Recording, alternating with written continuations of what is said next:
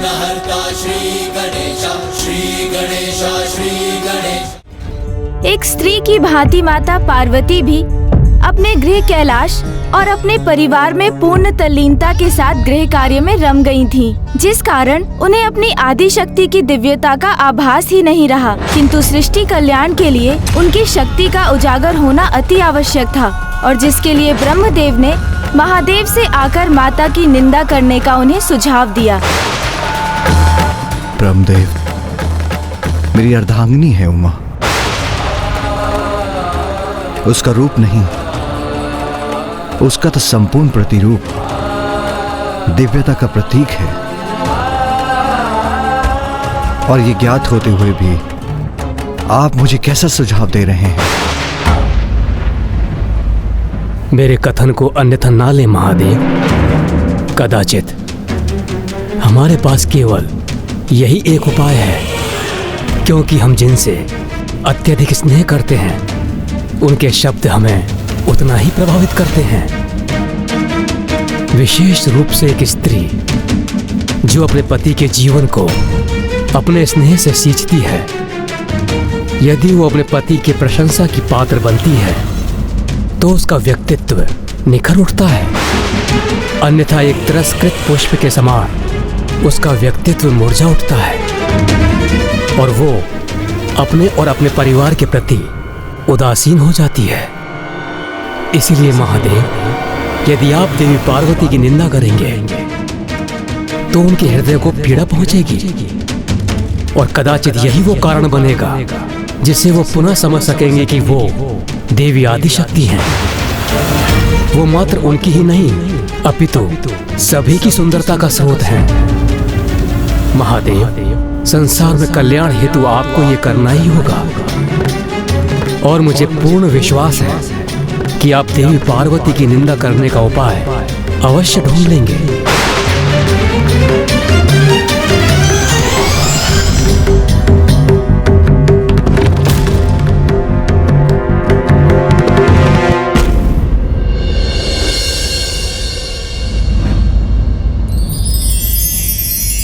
सूरज संचमके माथे पर, कुमकुम का मंगल टीका, ऐसी शोभा देख के सृष्टि का लगता हर रंग फीका। केशों के जोड़े में सजा ले पार्वती स्वामी, गिरिजा, पार्वती गिरिजा। स्वामी क्या हुआ? आप मुझे एकटक ऐसे क्यों निहार रहे हैं? बताइए ना नाथ, कैसे दिखाई देती हूं मैं?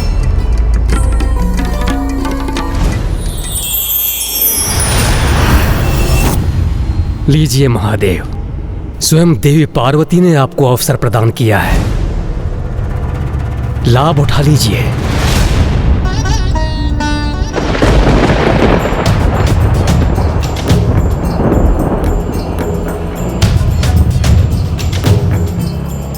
अति सुंदर प्रिय।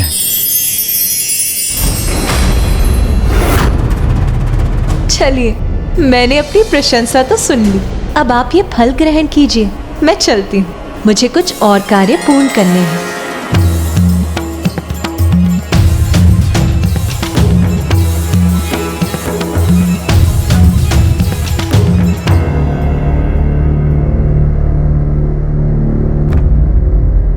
मैं तो भूल ही गया, मुझे पार्वती की प्रशंसा नहीं करनी थी।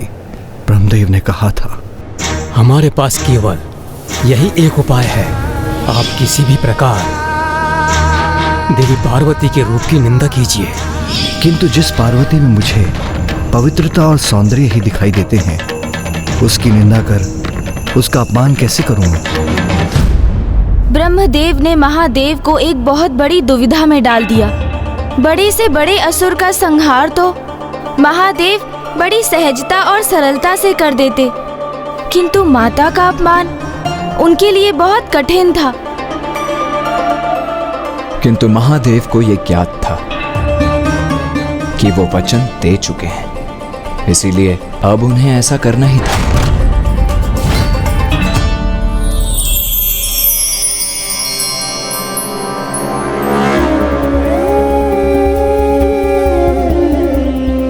जिसके सौंदर्य में तनिक भी दोष न हो, उसके रूप की निंदा किस आधार पर करूं मैं? चंद्रमा के समान शीतलता प्रदान करने वाली जिसकी दिव्य आभा है, उसमें कोई दोष कैसे निकालूं मैं? चंद्रमा में तो एक दोष है भी, वो छाया। तो क्या पार्वती की दिव्यता में एक छाया का उल्लेख करूं मैं?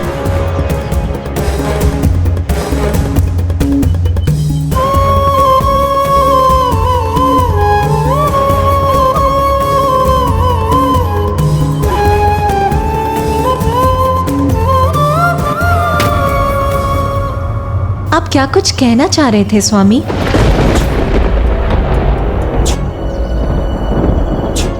हाँ, मैं कहना चाह रहा था कि काली मेघ की छाया इन दिनों आकाश में दृष्टिगोचर नहीं हो रही। नाथ, आप भूल गए क्या? जेठ का मास, और भला जेठ की इस तपती धूप में आपको काली कटाई कहां से दिखाई देंगी स्वामी?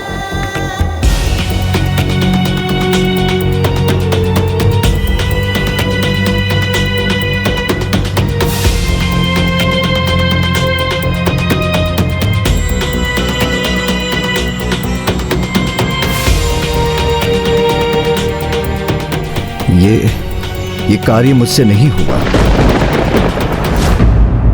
मैं महादेव की दुविधा समझ सकता हूं।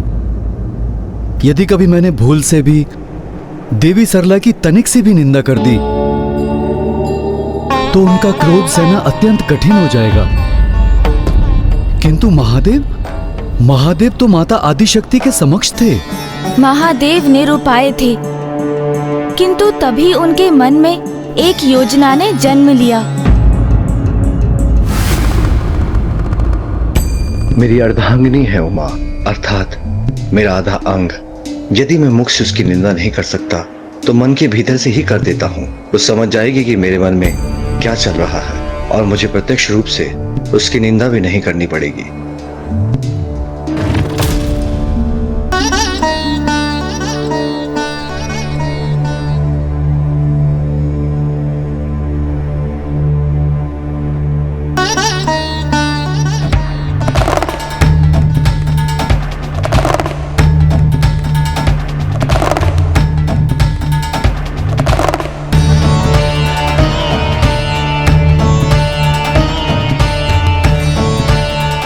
पार्वती,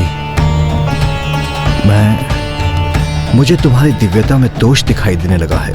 अब तुम्हारा रूप दिव्य प्रतीत नहीं होता मुझे।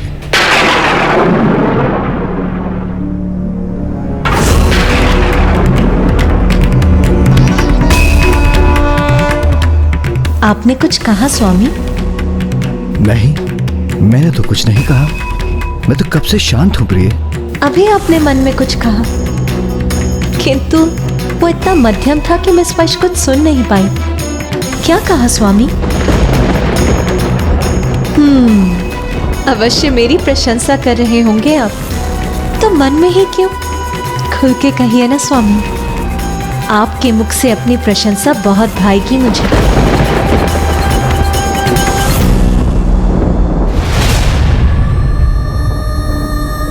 नाथ, अपने पति के मुख से अपनी प्रशंसा सुनने के लिए लालायित देवी पार्वती को जब ये ज्ञात होगा कि महादेव मन ही मन उनकी निंदा कर रहे थे, तो वो क्रोध में आकर रौद्र रूप भी धारण कर सकती हैं। और यदि उन्हें ये ज्ञात हुआ कि इन सब के पीछे आपका सुझाव है, तो फिर क्या होगा? नहीं उमा, मेरे मन में तो कोई विचार उत्पन्न नहीं हुआ। लाइए, आप मुझे पान दे दीजिए। अवश्य दूंगी स्वामी, किंतु उसके पूर्व आपके मन में जो विचार है आप मुझे वो बताइए। आप मुझसे छिपा क्यों रहे हैं स्वामी? आपके मन में जो भी है उसे मुझसे साझा करने में इतना संकोच क्यों कर रहे हैं आप? कहिए ना नाथ। बालकों के समान हट मत करो प्रिय। मैंने कहा ना,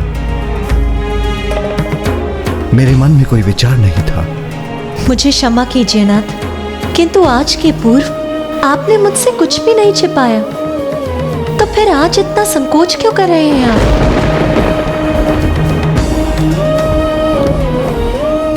उमा, प्रिय। नाथ, यदि वास्तव में मैं आपकी प्रिय हूं तो बताइए, क्या था आपके मन में?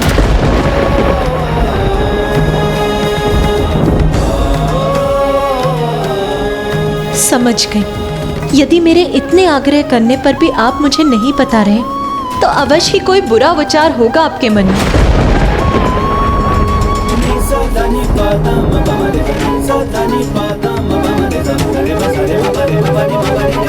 व्यक्ति की जिज्ञासा यदि एक बार जागृत हो जाए, फिर तो वो सत्य ज्ञात होने पर ही शांत होती है। माता सत्य सुनने की प्रतीक्षा में अशांत हो रही थीं और उन्होंने स्वयं ही इसका उपाय करने का निर्णय लिया। तो आप मुझे कुछ नहीं बताएंगे स्वामी?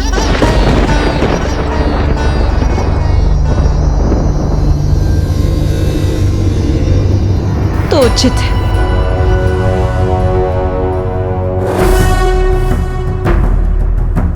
स्वामी, यदि मुझसे कुछ छिपा रहे हैं तो अवश्य वो महत्वपूर्ण होगा। मैं स्वयं ही आपके मन में कहीं बात जान लेती हूँ। मुझे तुम्हारी दिव्यता में दोष दिखाई देने लगा है। अब तुम्हारा रूप दिव्य प्रतीत नहीं होता। दिव्य प्रतीत नहीं होता।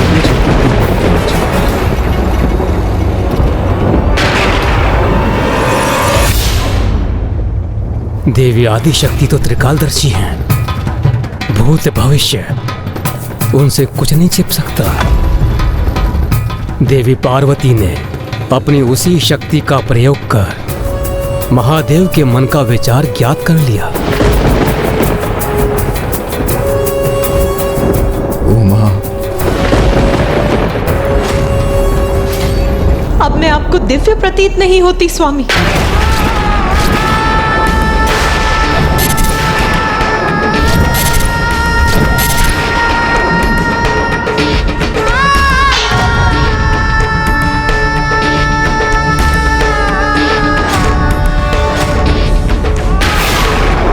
धिक्कार है मुझे और मेरे अस्तित्व को। मुझे विश्वास था कि आप मुझे मेरे हर रूप में स्नेह करते हैं।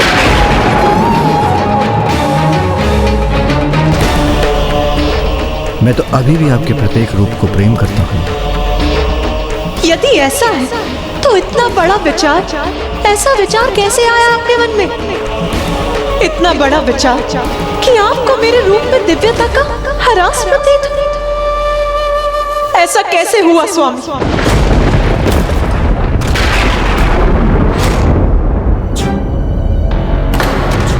स्पर्श मत कीजिए मेरा स्वामी।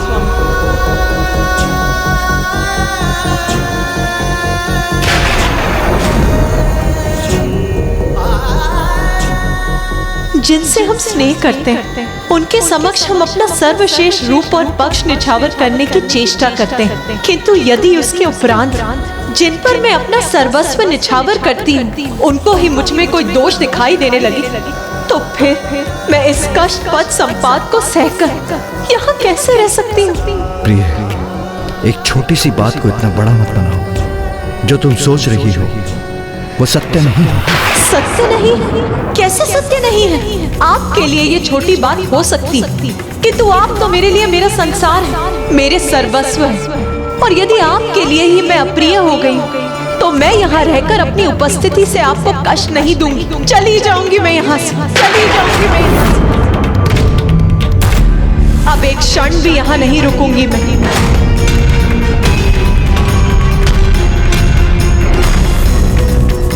उमा, माता, माँ कहाँ चली गई पिताश्री?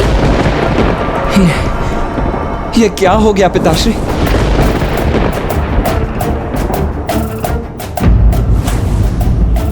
तो क्या माता पार्वती कैलाश छोड़कर चली गईं? किंतु कहाँ गई वो और क्या किया उन्होंने? और फिर वो कैलाश लौटी कैसे? हमें बताइए ना पिताश्री, कहाँ अदृश्य हो गई है माँ? क्यों रुष्ट हो गई माता? क्या आपने उनसे कुछ अप्रिय वचन कह दिया?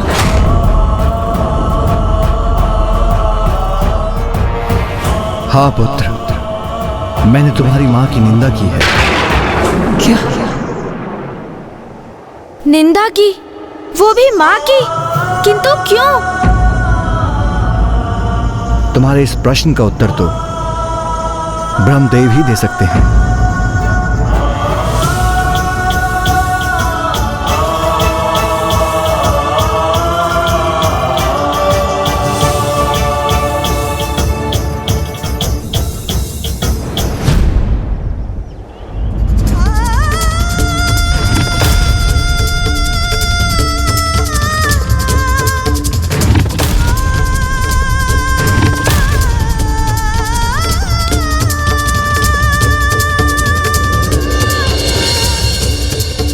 ब्रह्मदेव, ज्ञात है मुझे इस घटना के पीछे आप ही। तो अब मैं भी आपको इसके लिए एक उचित उपहार दूंगी। अब आपकी ही तपस्या कर, आपको प्रसन्न कर, आप ही से वरदान प्राप्त कर मैं अपना एक अत्यंत दिव्य रूप प्रकट करूंगी। ओम ब्रह्मदेवाय नमः। ओम ब्रह्मदेवाय नमः। ओम ब्रह्मदेवाय नमः। ओम ब्रह्मदेवाय नमः। ओम ब्रह्मदेवाय नमः। ओम ब्रह्मदेवाय नमः।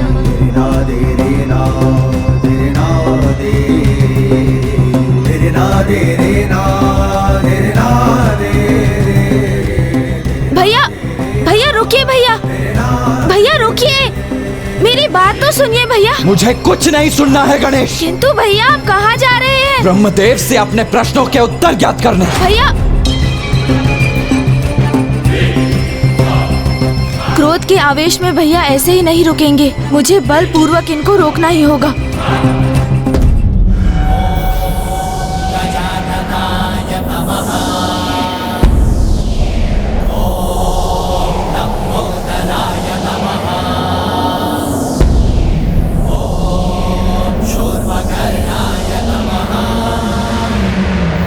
गणेश, रोको ये वायु प्रवाह। क्षमा कीजिए भैया, किंतु इस समय आपको रोकने का यही मात्र एक उपाय है।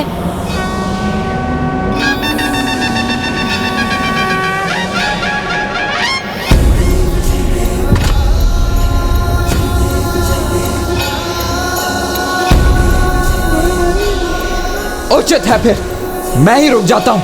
अब तो रोको। आप क्रोध के आवेश में पुनः तो नहीं आगे बढ़ेंगे ना भैया? अपने वचन पर स्थिर रहेंगे? हाँ गणेश, मैं स्थिर रहूंगा अपने वचन पर। उचित है फिर।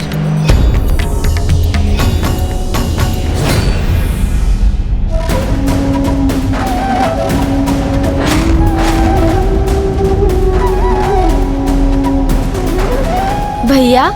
गणेश, मैं फूफा जी ब्रह्मदेव का अपमान नहीं करना चाहता हूँ। मैं तो उनसे मात्र बस इतना ज्ञात करना चाहता हूँ कि उन्होंने पिताश्री से ऐसा क्या और क्यों कहा जिससे पिताश्री माता की निंदा करने पर विवश हो गए। शांत हो जाइए भैया। नहीं गणेश, अब मैं और शांत नहीं रहूंगा। सर्वप्रथम देवताओं के कारण माता की संतान प्राप्ति की इच्छा को पूर्ण करना इतना कठिन हो गया। उसके पश्चात जगत कल्याण हेतु महिषासुर का वध करने के लिए अपने परिवार का परित्याग कर महर्षि कात्यायन की पुत्री के रूप में जन्म लेने पर विवश होना पड़ा। और अब पुनः एक बार उन्हें कैलाश का परित्याग करना पड़ा। तो मैं बस उनसे इतना ज्ञात करना चाहता हूं कि हर बार माता को ही ये कष्ट क्यों सहन करने पड़ते हैं। भैया, क्या आपको ऐसा प्रतीत नहीं होता कि यदि फूफा जी ब्रह्मदेव ने कुछ किया है तो इसके पीछे कोई बड़ा और हितकर कारण होगा? और कदाचित पिताश्री को भी ज्ञात है कि वो कारण क्या है। किंतु गणेश, इन सब में कष्ट तो माँ को ही हुआ है ना? किंतु यदि मैं आपसे ये कहूँ कि इतना सब कुछ होने के पश्चात भी माँ अभी भी ब्रह्मदेव की तपस्या कर रही हैं, तब क्या प्रतिक्रिया होगी आपकी? तब तो आप शांत होंगे ना भैया? यदि मेरे शब्दों पर आपको विश्वास नहीं हो रहा है तो स्वयं आप चलिए मेरे साथ और अपनी दृष्टि से ही देख लीजिए।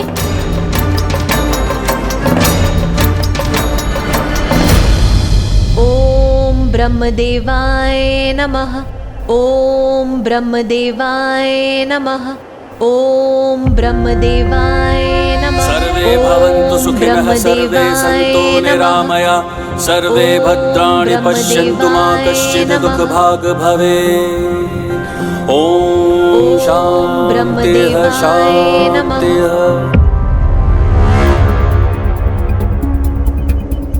ओम ब्रह्मदेवाय नमः।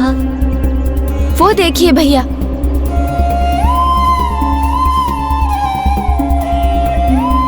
जब माँ स्वयं ब्रह्मदेव की उपासना कर रही हैं, तो फिर इसमें हमारा हस्तक्षेप भला कहाँ उचित है?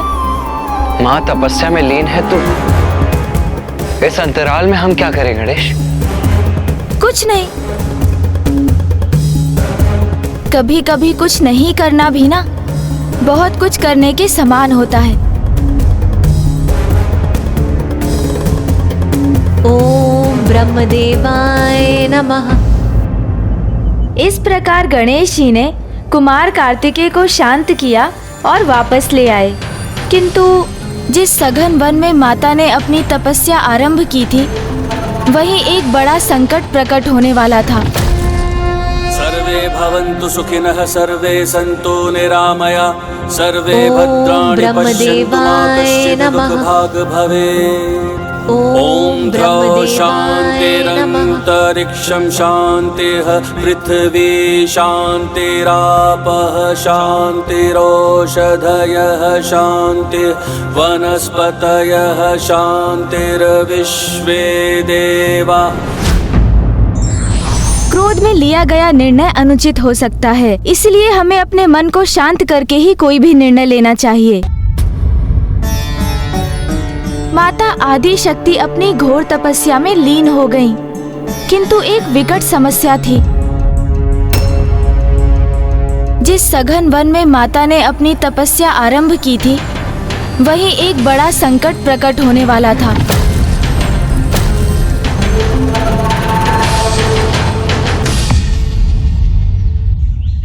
जहाँ माता तप कर रही थी, उसी वन में एक निशाचर का वास था, जो आखेट कर वन्य पशुओं का संहार कर उन्हें अपने आहार बनाने हेतु एक सिंह का रूप धारण करता था। वो सिंह जो अब विशालकाय पशुओं से संघर्ष करने में समर्थ तो नहीं रहा था, किंतु वो अभी भी नन्हे पशु पक्षियों का आखेट करता था।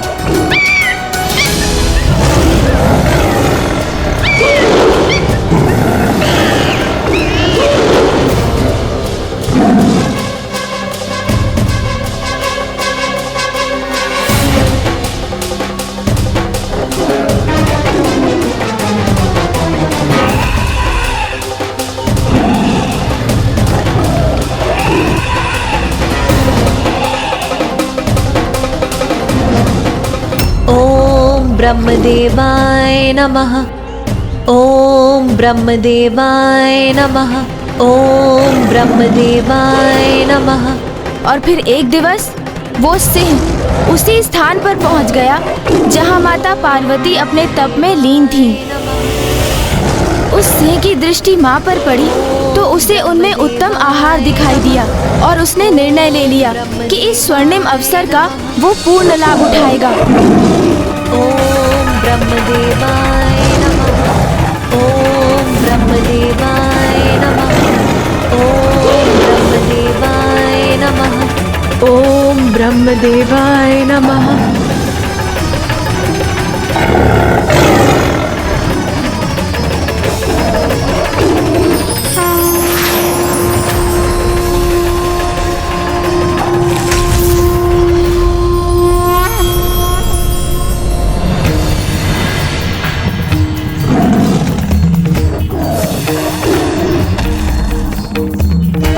जैसे ही वो सिंह माता पर आक्रमण करने हेतु उछला, माता ने उसे स्तंभित कर दिया और वो सिंह माता पर दृष्टि साधे उनके समक्ष स्थिर था, इस आशा में कि वो माता की स्तंभन शक्ति से मुक्त होकर उन्हें अपना आहार बना सके।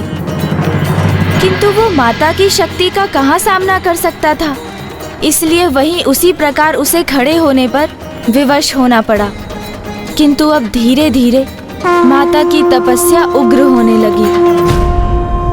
ओम ब्रह्मदेवाय नमः।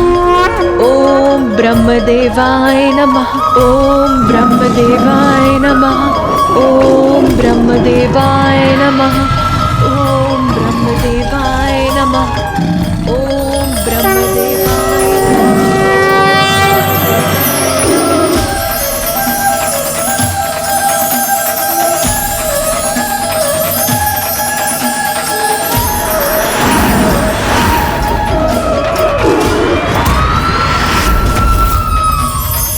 और फिर माता के तप के प्रभाव से निकली ऊर्जा एवं प्रकाश ने संपूर्ण सृष्टि समेत सभी लोगों को भी स्वर्णिम प्रकाश से आलोकित करना आरंभ कर दिया।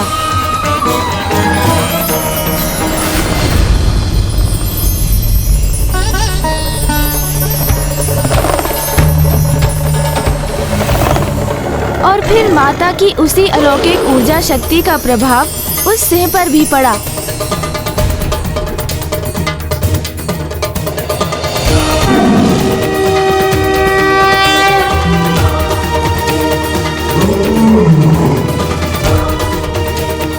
और फिर उसी ऊर्जा शक्ति के फल स्वरूप वो सिंह, जो माता का भक्षण करने की प्रतीक्षा में था, अब वो स्वयं ही माता की भक्ति में आकर भाव विभोर हो उठा।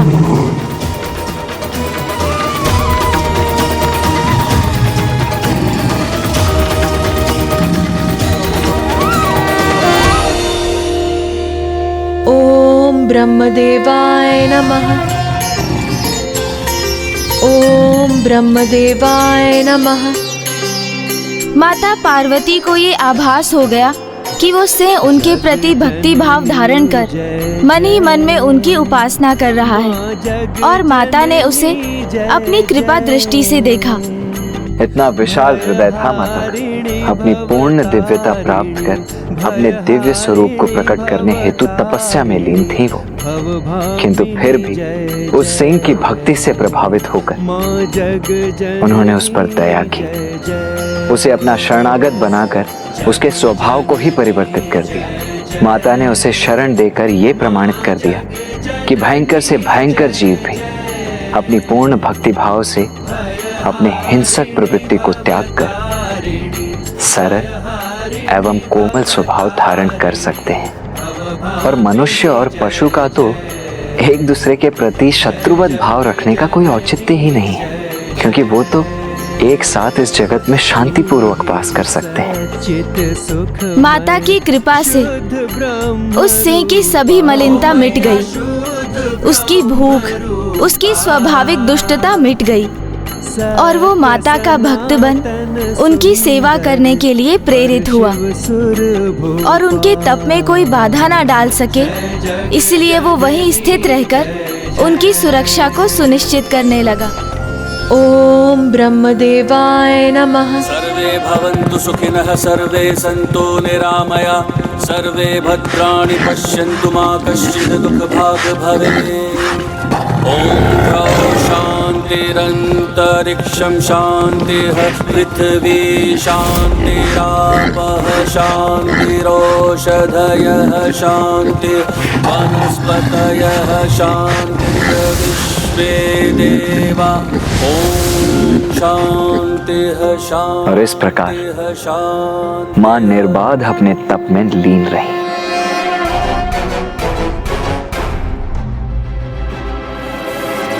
ये दृष्टि बाधित करने वाली स्वर्णिम ऊर्जा तो माता पार्वती की तपस्थली की ओर से आ रही है। हाँ इंद्रदेव, माता की तपस्या तो और उग्र हो गई है।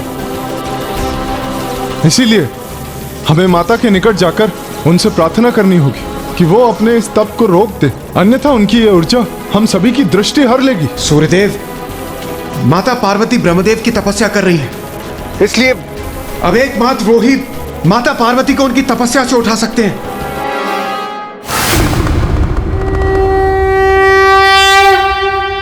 भैया, प्रतीत होता है कि माँ की परीक्षा अपने चरम पर पहुँच गई है।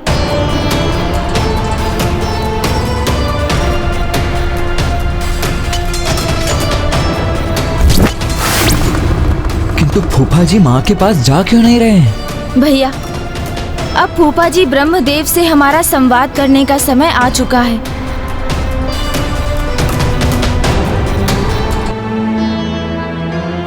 ओम ब्रह्मदेवाय नमः। ओम ब्रह्मदेवाय नमः। सर्वे भवन्तु सुखिनः, सर्वे सन्तु निरामया, सर्वे भद्राणि पश्यन्तु मा कश्चित् दुःखभाग् भवेत्। ब्रह्मदेवाय नमः। शान्तिरन्तरिक्षं स्वामी, देवी पार्वती की तपस्या से उत्पन्न ऊर्जा के कारण मैं वीणा वादन करने में असमर्थ हो रही हूँ। ओम शान्तिः शान्तिः शान्तिः।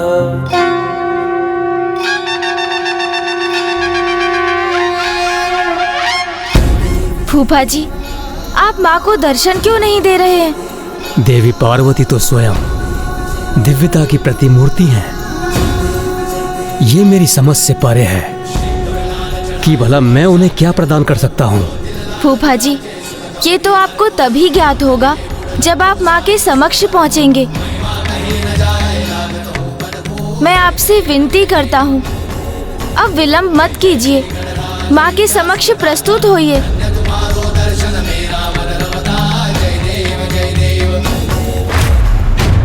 ओम ब्रह्मदेवाय नमः।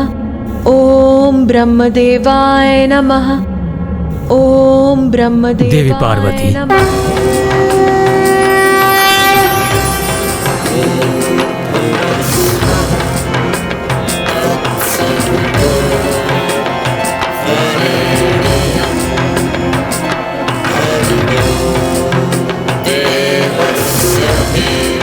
प्रणाम ब्रह्मदेव। क्या कारण है कि आप महादेव से विलग होकर इस सघन वन में मेरी इतनी कठोर तपस्या कर रही हैं? आप जगत जननी हैं। तपस्या के संपूर्ण फलों की सिद्धि तो आपके ही अधीन है। समस्त लोकों के स्वामी परमेश्वर को अपने पति रूप में प्राप्त कर अपनी तपस्या का संपूर्ण फल तो आपने पूर्व में ही प्राप्त कर लिया है। आपकी जो भी इच्छा है वो तो मात्र आपके द्वारा उसका विचार करने से ही पूर्ण हो जाती है। इसलिए आपके इस तप में आपकी कोई लीला ही छिपी हुई है। तो मुझे बताइए देवी पार्वती, इस तपस्या के पीछे क्या मनोरथ है आपका? ब्रह्मदेव, सृष्टि के आदि काल से समस्त प्रजाओं में प्रथम होने के कारण आप मेरे ज्येष्ठ पुत्र हो। फिर प्रजा की वृद्धि होने हेतु आपके ललाट से महादेव के रुद्र रूप का प्रादुर्भाव हुआ। तब आप मेरे पति के पिता, मेरे श्वसुर होने के कारण गुरुजनों की कोटि में भी आ गए। और जब मैं इसका विचार करती हूँ कि मेरे पिता स्वयं गिरिराज और मेरे पूर्व जन्म के पिता प्रजापति दक्ष आपके पुत्र हैं, तब तो आप मेरे लिए साक्षात पितामह के स्थान पर हुए। लोक पितामह। इस प्रकार आप मेरे लिए मेरी लोक यात्रा के विधाता हैं। मैं अपने संसार में इतनी मग्न हो गई, अपने परिवार की देखरेख का दायित्व निभाने में, अपने स्वामी एवं संतानों की आवश्यकताओं को पूर्ण करने में इतनी व्यस्त हो गई कि मैं ये भूल बैठी कि परिवार की परिधि के बाहर भी मेरा एक अस्तित्व है। मेरा वास्तविक अस्तित्व ही भूल बैठी मैं। किंतु आपके कारण मुझे ये स्मरण हुआ कि एक पत्नी और एक माँ के सिवाय भी मेरा एक दिव्य परिचय है। और मैंने आपकी तपस्या इसलिए की कि आपसे वरदान पाकर मैं अपना ये दिव्य स्वरूप उजागर करूं, ताकि मेरे इस दिव्य स्वरूप से सृष्टि का निरंतर कल्याण होता रहे। इतने शुद्र मनोरथ के लिए आपने इतनी कठोर तपस्या की? यही तो माता की लीला थी। यही तो ब्रह्मदेव को उनके द्वारा दिए जाने वाला उपहार था, जिसका उल्लेख माता ने किया था। क्योंकि ब्रह्मदेव के माध्यम से ही माता को स्मरण हुआ कि वो एक पत्नी, पुत्री एवं माता के साथ साथ देवी आदि शक्ति भी हैं। स्वयं जगत जननी है वो। उनका एक दिव्य स्वरूप है, एक अनुपम अद्भुत अस्तित्व है, जिसे तप से उजागर करने की आवश्यकता है। माता की इस लीला से सृष्टि रचयिता ब्रह्मदेव के सम्मान में वृद्धि हुई। उनसे वरदान प्राप्त कर माता ने ये भी सिद्ध कर दिया कि जिस संसार को उन्होंने जन्म दिया उसकी मर्यादा का भी पूर्ण रूप से पालन किया। चूंकि इस प्रसंग का आरंभ ब्रह्मदेव से हुआ, तो इसका अंत भी उन्हीं से होने जा रहा था। इस संसार में ऐसा क्या है जो आपकी इच्छा के अधीन नहीं है? आपकी इच्छा हो तो आप महाप्रलय कर इस संसार को ही परिवर्तित कर सकती हैं। इसलिए मैं आपको दिव्य स्वरूप प्रदान करने में सक्षम कहाँ हूं। किंतु यदि आप मुझे अपनी इच्छा पूर्ति का माध्यम बनाना ही चाहती हैं, तो ये तो मेरा परम सौभाग्य है। इसलिए मैं आपको वरदान देता हूं कि आपका मनोरथ पूर्ण हो।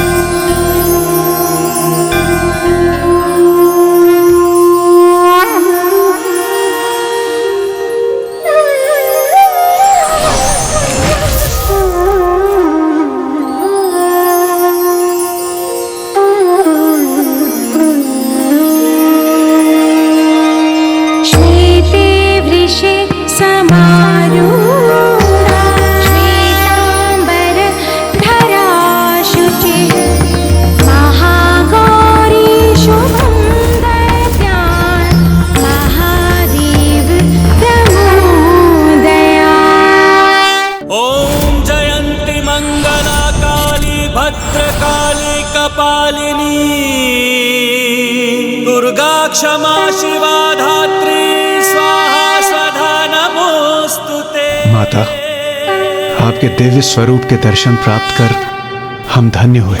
वसन मुख उज्ज्वल अनुपम देवी तू महागौरी। शिव ने रूप दिया देवी को माता कल्याणकारी। हे माँ माता कल्याणकारी हो माँ माता कल्याणकारी माँ हो माँ।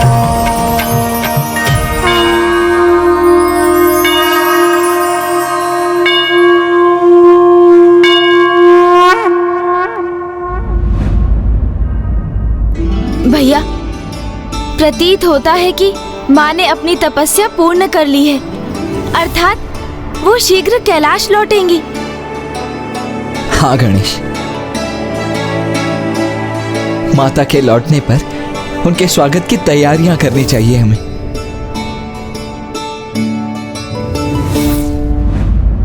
माता, आपके इस गौरी स्वरूप की आवश्यकता पूरे संसार को थी। अब आपके भक्त आपके स्वरूप से प्राप्त होने वाली सिद्धियों का लाभ उठाने में सक्षम होंगे। मेरा महागौरी स्वरूप इस बात का प्रतीक होगा कि एक स्त्री को गृहस्थी के उत्तरदायित्व संभालते हुए भी अपने स्वयं के स्वतंत्र अस्तित्व को नहीं भूलना चाहिए। माता, अब आप अति शीघ्र कैलाश लौटिए। महादेव, गणेश, कार्तिकेय आपसे अलग होने के कारण अत्यंत दुखी हैं। सोमनंदी,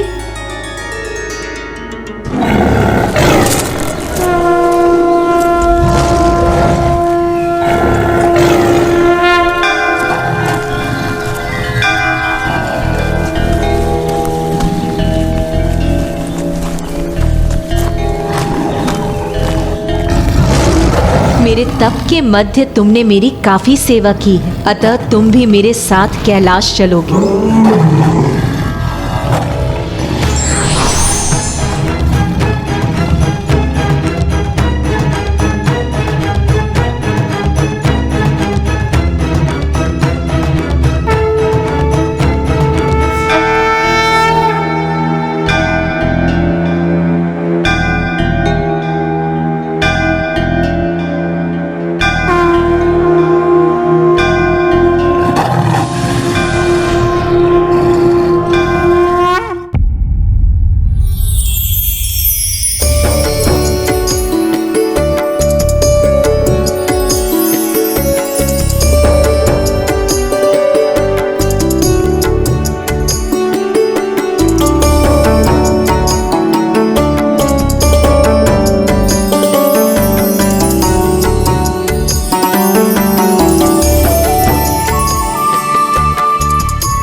भैया, ये क्या कर दिया आपने?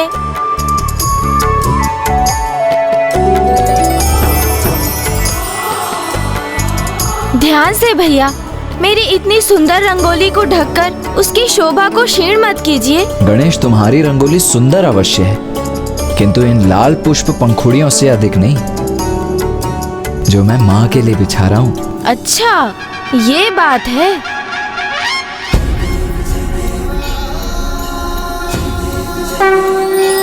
अब देखा भैया, आपके पुष्पों की पंखुड़ियाँ तो पृथ्वी पर हैं, किंतु मैंने तो वायु में ही पुष्पों को सज्जित कर दिया।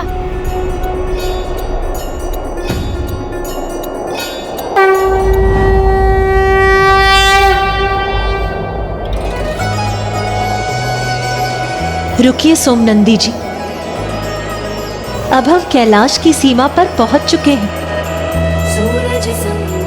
अब मुझे भी इस पवित्र भूमि को छूने का अवसर दे दीजिए, जिससे मैं अपने प्रत्येक पद से कैलाश की पावन भूमि का स्पर्श कर हर्षित हो सकूं।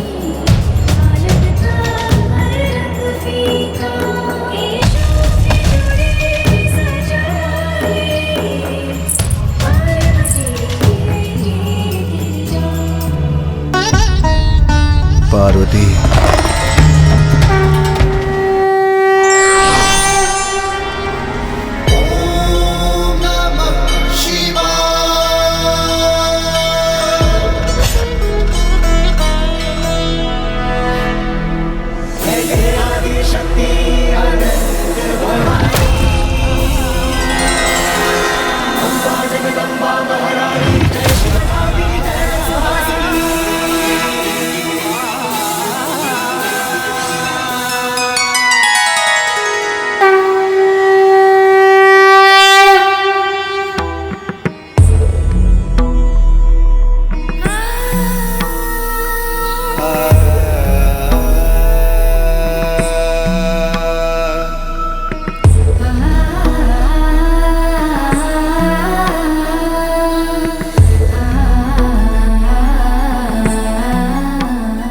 पार्वती, तुम्हारी ये दिव्य ऊर्जा से परिपूर्ण तुम्हारा ये रूप तो अत्यंत मनोहर है।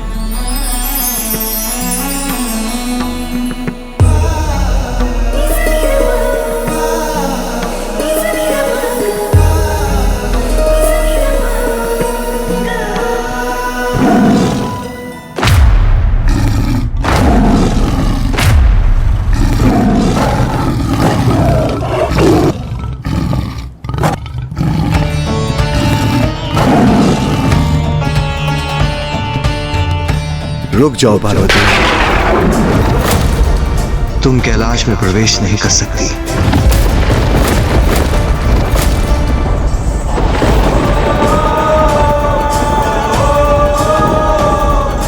ये क्या ब्राह्मण देवता, माता ने महादेव को कैलाश में प्रवेश करने से क्यों रोक दिया? अपनी घोर तप साधना के पश्चात माता अपने निवास कैलाश तो लौट आई, किंतु अगले क्षण उन्हें अपने बढ़ते पगों को रोकना भी पड़ा। रुक जाओ पार्वती, तुम कैलाश में प्रवेश नहीं कर सकती।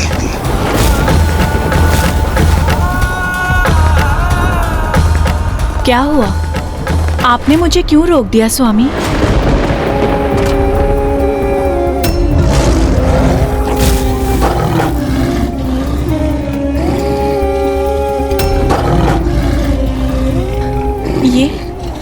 तो मेरा सिंह, मेरा भक्त सोमनंदी है, इसीलिए अब से ये मेरी सेवा में कैलाश में ही रहेगा। किंतु यह असंभव है पार्वती। क्यों असंभव है स्वामी? क्योंकि यह कैलाश के नियमों का उल्लंघन होगा जो मैंने स्वयं स्थापित किए हैं।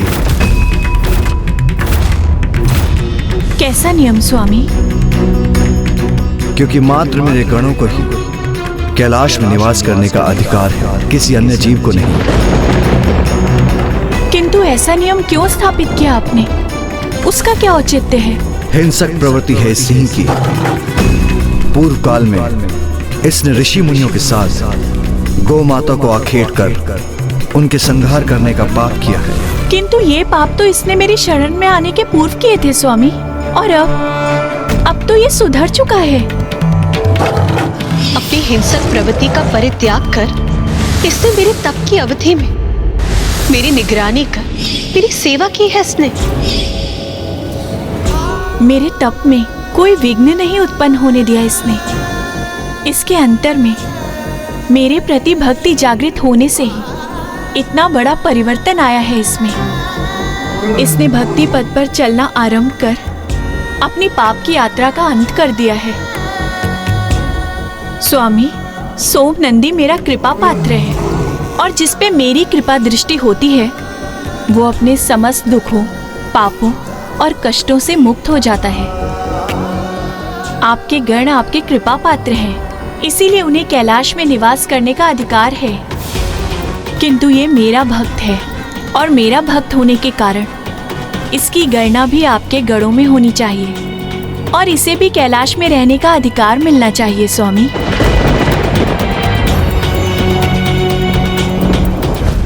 किंतु माता, कैलाश में तो पिताश्री के प्रमुख गण नंदी जी भी निवास करते हैं, और ये तो सर्व ज्ञात है ना माता कि सिंह और वृषभ अपनी चिर शत्रुता के कारण एक साथ कदापि नहीं रह सकते। पुत्र, कैलाश जैसे पावन स्थान पर शत्रुता का भाव कहाँ रह सकता है?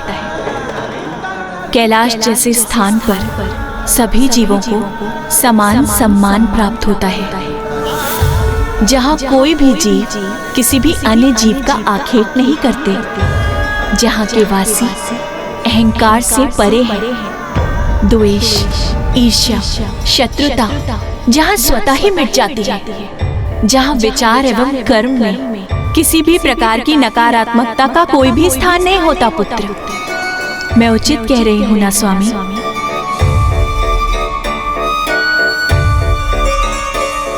ये कैलाश ही है जहाँ महादेव के सर्प, पुत्र गणेश के मूषक, पुत्र कार्तिकेय का मयूर प्राकृतिक स्वभाव से शत्रु होते हुए अपनी शत्रुता के भाव से रिक्त होकर शांति और सौहार्द से एक साथ विचरण करते हैं, उसी प्रकार नंदी और सोमनंदी भी एक साथ यहाँ निवास करेंगे।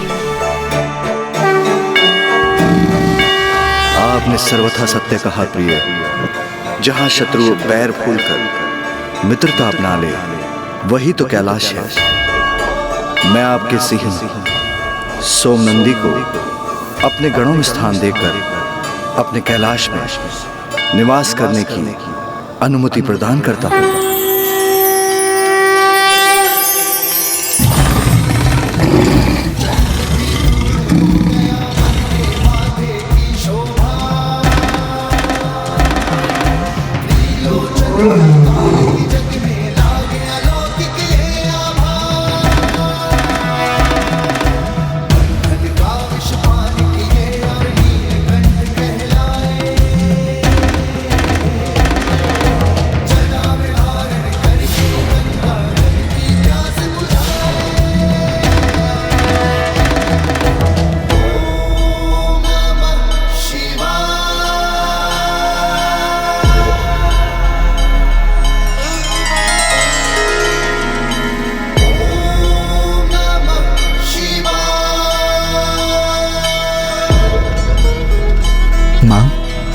आपको ये लाल पुष्प पंखुड़ियों की परत कैसी प्रतीत हो रही है?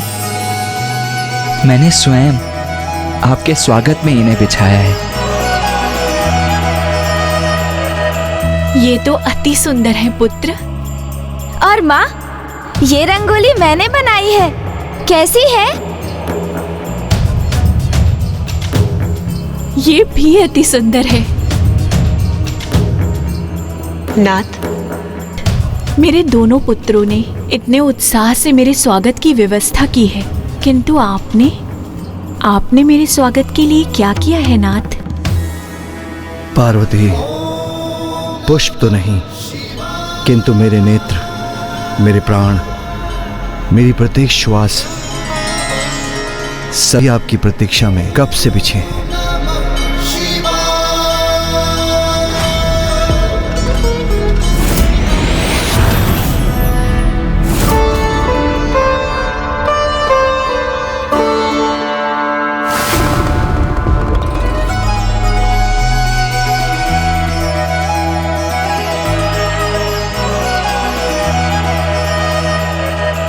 सूरज समचमके माथे पर कुमकुम का मंगल। आज मैं अपने दिव्य स्वरूप में हूँ, तो आपकी दृष्टि एक टक मुझ पे ही टिकी हुई है। इसके पूर्व तो आपको मेरी दिव्यता में दोष दिखाई दे रहा था ना नाथ?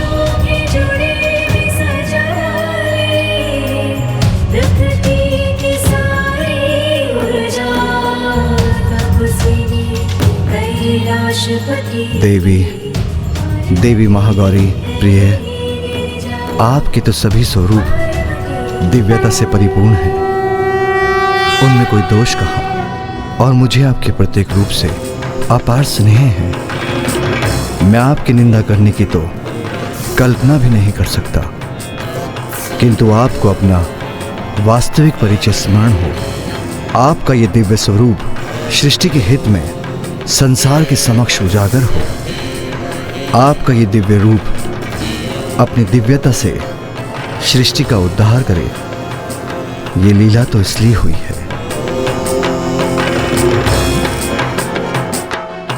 स्वामी ये किस लीला का उल्लेख कर रहे हैं? अर्थात मेरे इस रूप को धारण करने का कोई और उद्देश्य भी है? इस प्रकार माता पार्वती ने माता महागौरी रूप धारण किया और उन्हें अपना वाहन सोम नंदी भी प्राप्त हुआ। माता का महागौरी स्वरूप स्त्री के जीवन में उसके द्वारा उसके दिव्य अर्थात वास्तविक स्वरूप, उसका सहज स्वतंत्र स्वभाव, उसके आंतरिक गुण और क्षमताओं को उजागर करने का प्रतीक है। किंतु माता पार्वती द्वारा माता महागौरी रूप धारण करने का अभिप्राय दिव्यता एवं सौंदर्य प्राप्त करने से कहीं अधिक था। माता महागौरी को तो एक बहुत बड़ा कार्य संपन्न करना था। अब वो कार्य क्या था ब्राह्मण देवता? उन्हें देवताओं के अहंकार को भंग करना था। ये तब की घटना है जब देवताओं ने अत्यंत शक्तिशाली कल्मेश असुरों को पराजित किया था। देवराज इंद्र की, देवराज इंद्र की, देवराज इंद्र की, देवराज इंद्र की, देवराज इंद्र की, देवराज इंद्र की, देवराज इंद्र की, देवराज इंद्र की, देवराज इंद्र की, देवराज इंद्र की।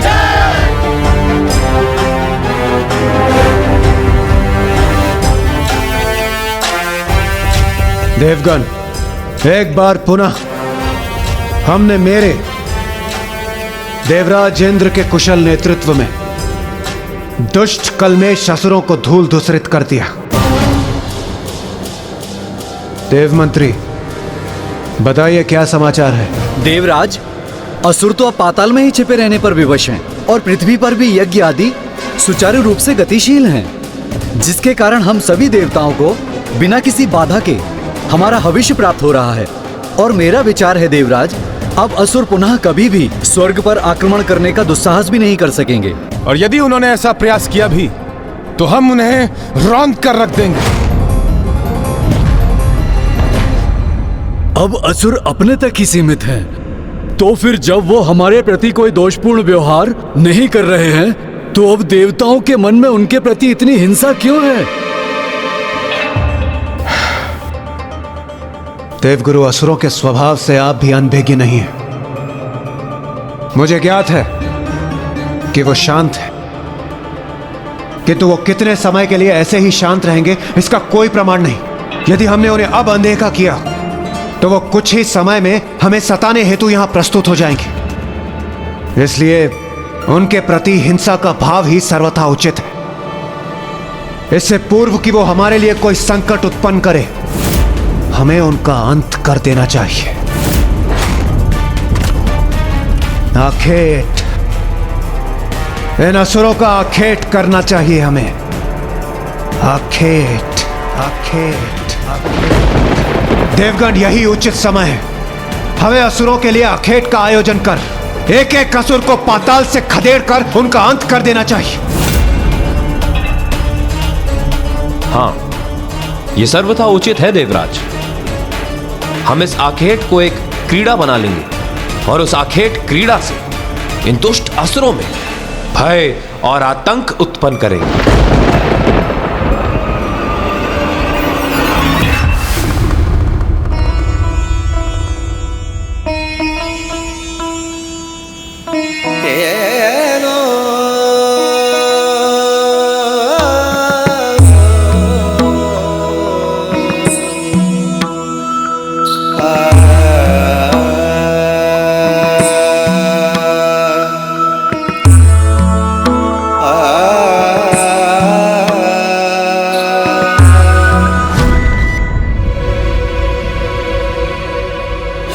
वरुण देव सर्वथा उचित कह रहे हैं देवराज। हमें असुरों के प्रति सज्ज रहना होगा। हाँ देवराज, उचित कहा आपने वरुण देव। सर्व शक्तिशाली है हम, इसीलिए उन असुरों को हमसे आतंकित रहना ही चाहिए। हाँ वायुदेव, श्रेष्ठतम है हम देवता। हमारी योग्यता तथा बल के कारण ही तो संसार में जितने भी धन, संपत्ति तथा अनमोल वस्तुएं हैं, उनके सुरक्षा का दायित्व हम पर है। समूचे ब्रह्मांड में सर्वश्रेष्ठ हैं हम देवता, इसीलिए स्वर्गलोक का अधिकार प्राप्त हुआ है हमें। अपराजित है हम देवता, कोई हमारा स्पर्श करने का साहस भी नहीं कर सकता, क्योंकि त्रिदेव हमारे सहायक हैं। माता आदि शक्ति हमारे साथ है, तो हमें कोई भला कैसे पराजित कर सकता है?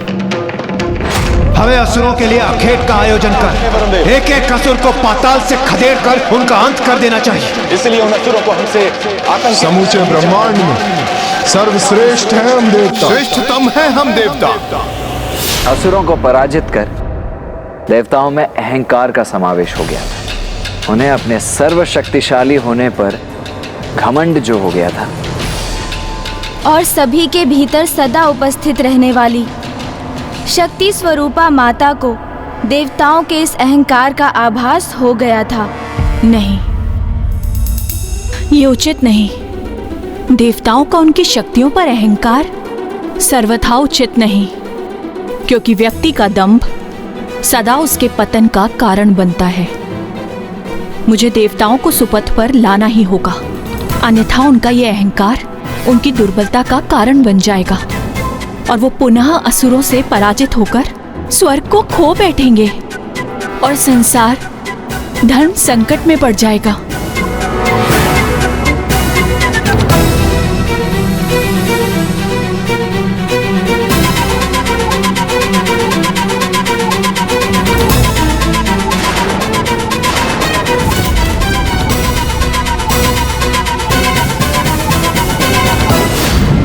संतान सुपथ से भटक जाए तो उसे सुपथ पर लाना माता का ही कर्तव्य होता है। तो उसी कर्तव्य को निभाने हेतु मुझे देवताओं के अहंकार को भंग करना ही होगा।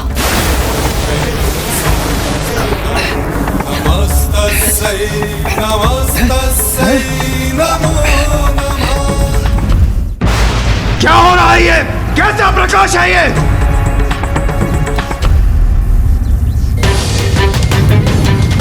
देवराज, ये कोई मायावी असुर शक्ति पुंज प्रतीत हो रहा है। अभी तो हमने इन असुरों को पराजित किया था और अभी उन्होंने इस शक्ति पुंज को भेज दिया हम पर आक्रमण करने हेतु। देखा देवगुरु, कितने कपटी हैं ये असुर। दया के योग्य तो ये कदापि नहीं। इन असुरों को चुन चुन कर उन्हें भस्म करना होगा, हमें सर्वनाश करना होगा इनका। इंद्रदेव, इससे पूर्व कि यह हमारे लिए संकट बने, हमें जांच कर ज्ञात करना चाहिए किसकी माया है इस शक्ति पुंज के पीछे। हाँ। वायुदेव, आप इस शक्ति पुंज के निकट जाइए, जाकर देखिए इसके विषय में और क्या ज्ञात कर सकते हैं आप। उचित है देवराज।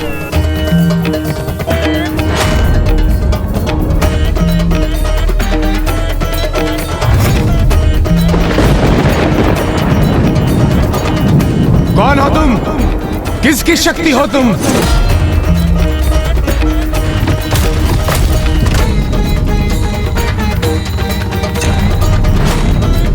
मेरा प्रश्न नहीं सुना तुमने?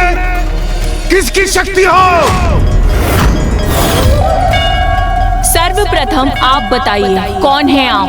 अच्छा, स्वर्ग में आकर तुम मेरा परिचय पूछने का दुस्साहस कर रही हो। वायुदेव हूं मैं, वायुदेव। इस समस्त संसार का प्राण हूं मैं। इस संसार में मुझसे अधिक बलवान कोई भी नहीं।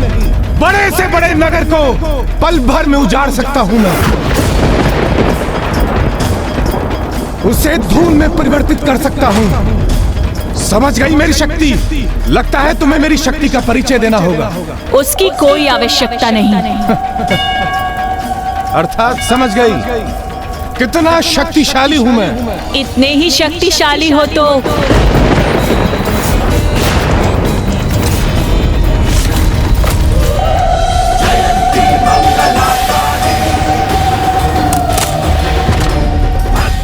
इस तिनके को इसके स्थान से उड़ाकर दिखाओ। मुझसे परिहास कर रही हो तुम? नहीं, ये परिहास नहीं, अपनी शक्ति प्रमाणित करो। मेरा परिचय सुना ना तुमने? ज्ञात है ना कौन हूं मैं? ये तुच्छ तिनका मेरे समक्ष कुछ भी नहीं।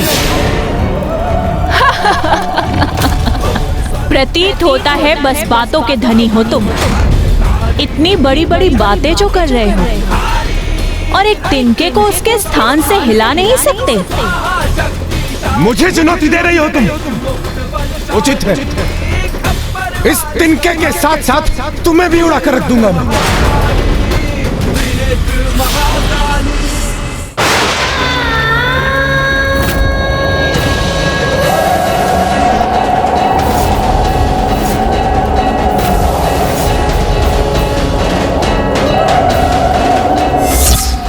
इस तिनके को कुछ भी नहीं हुआ।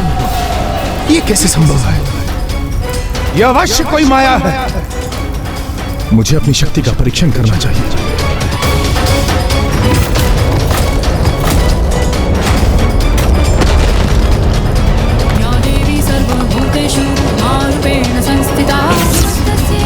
मेरी शक्ति तो अपने स्थान पर स्थिर है, वो तो तनिक भी क्षीण नहीं पड़ी। मैंने उस पर्वत को ध्वंस करने के लिए नहीं कहा था आपसे। मैंने तो बस इस तिनके को हिलाने के लिए कहा था।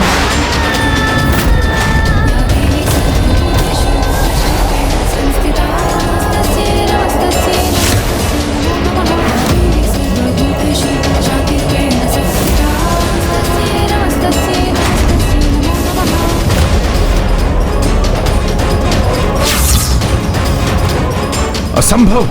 मेरा तीव्रतम प्रहार भी इस तिनके को हिला तक नहीं पाया। जाइए, जाकर कह दीजिए सभी देवताओं से कि स्वर्ग में यदि कोई वास्तव में शक्तिशाली है तो वो मेरे द्वारा स्थित इस तिनके को उसके स्थान से उड़ाकर अपनी शक्ति का परिचय दे।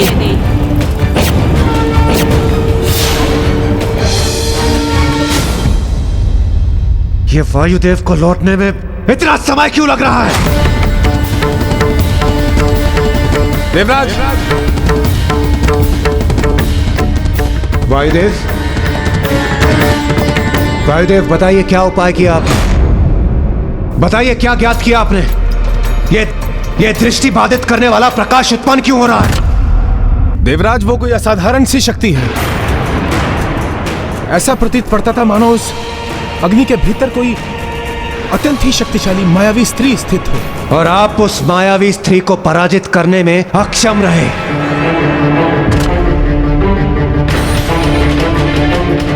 एक स्त्री का इतना तो साहस कि वो मेरे स्वर्ग लोक में आकर यहाँ के क्रियाकलापों में बाधा उत्पन्न करे।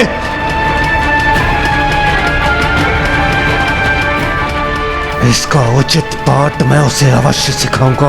वो शक्ति जो भी हो, समस्त देवताओं को प्रत्यक्ष चुनौती दी है और उसने कहा है यदि जाइए, जाकर कह दीजिए सभी देवताओं से कि स्वर्ग में यदि कोई वास्तव में शक्तिशाली है तो वो मेरे द्वारा स्थित इस तिनके को उसके स्थान से उड़ाकर अपनी शक्ति का परिचय दे। तो मात्र एक तिनके को उड़ाने में अक्षम रहे हैं आप वायुदेव। देवराज, मेरा विश्वास कीजिए, वो कोई साधारण शक्ति नहीं है।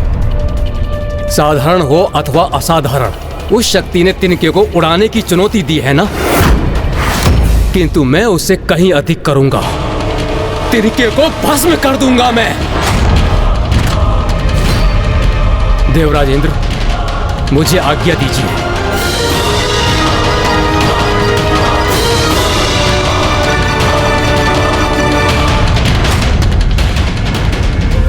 आइए देवगणों, कदाचित यही उचित समय होगा आप सबके भीतर समा चुके बल के अभिमान और दंभ को चूर करने का। अग्निदेव हूं मैं, अग्नि का स्रोत, इसलिए तुम्हारी ऊर्जा का प्रकाश मेरी दृष्टि को बाधित नहीं कर सकता। अच्छा, तो पूर्ण विश्वास है आपको कि आप भी अग्नि के स्रोत हैं। सुना नहीं तुमने?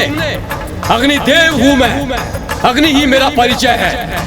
क्या चुनौती दी थी तुमने हम देवताओं को कि इस तुच्छ तिनके को उड़ाकर दिखाएं हम देवता? देखो इस तुच्छ तिनके को कैसे भस्म करूंगा मैं। तो ये तो आपके लिए अत्यंत सरल होना चाहिए ना, क्योंकि अभी तो आपने कहा कि आप ही अग्नि के स्रोत।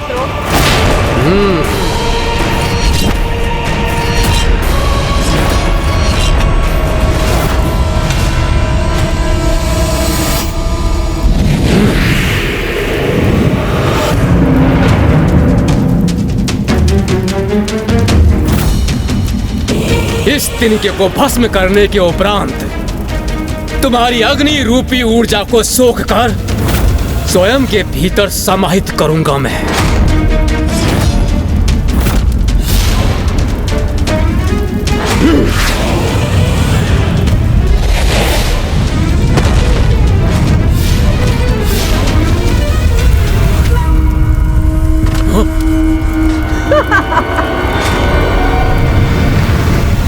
क्या हुआ अग्निदेव?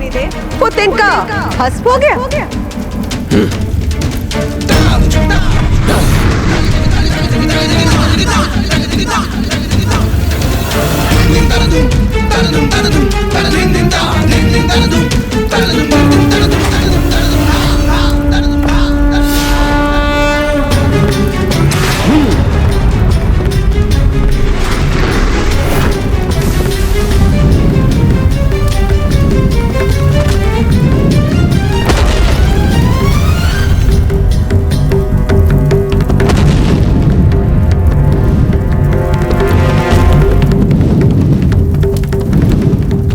तुम्हारा तिनका इस अग्नि में भस्म होने से कैसे सुरक्षित रह सकता है? वो अवश्य भस्म हुआ होगा। कदाचित वो ज्ञात करने का समय अब आ गया।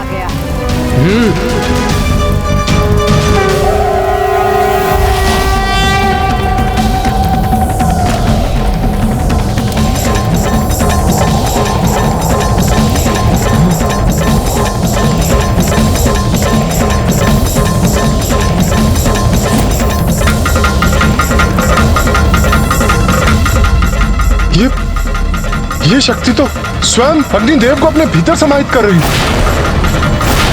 किंतु ये कैसे संभव है? ये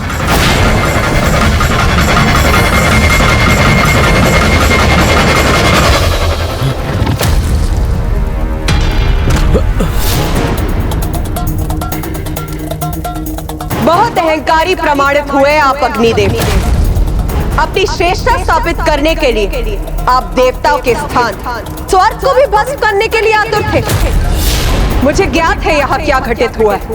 आप सभी देवता अपने सुरक्षित स्थान से उसके साक्षी। तो है कोई और देवता जो इतना शक्तिशाली हो, जो मेरे द्वारा स्थित किए गए इस तिनके को इसके स्थान से उड़ा सके?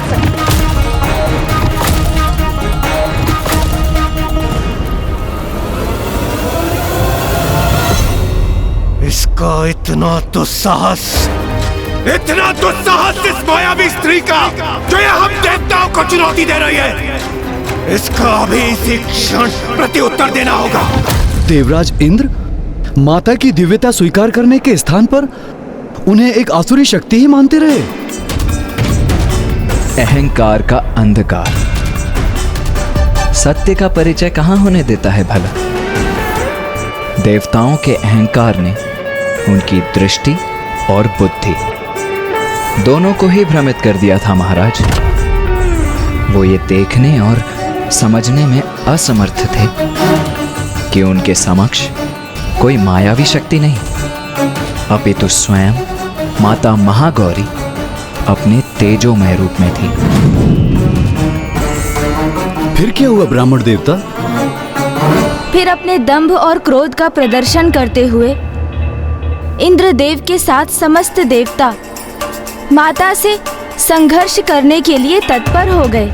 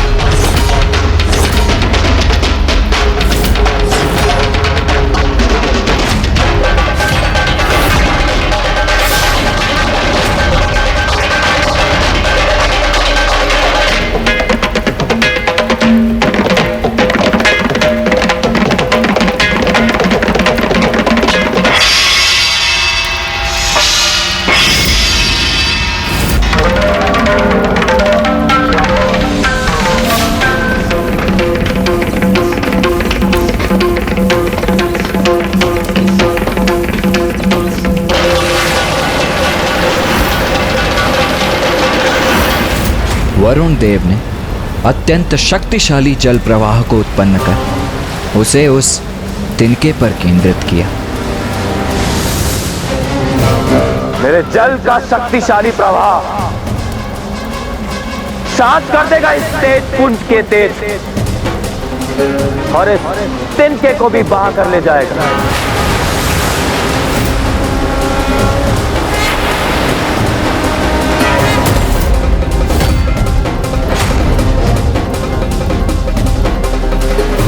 किंतु माता के तेज पुंज का स्पर्श करते ही वरुण देव द्वारा उत्पन्न जल वाष्प में परिवर्तित होकर वायु में समाहित हो गया।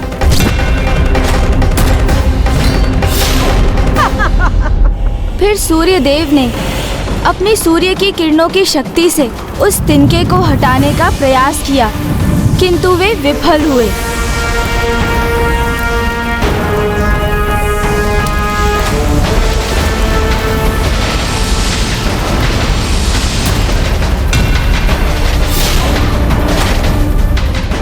जिसके उपरांत कुबेर देव जी ने भी अपनी गदा का प्रयोग किया।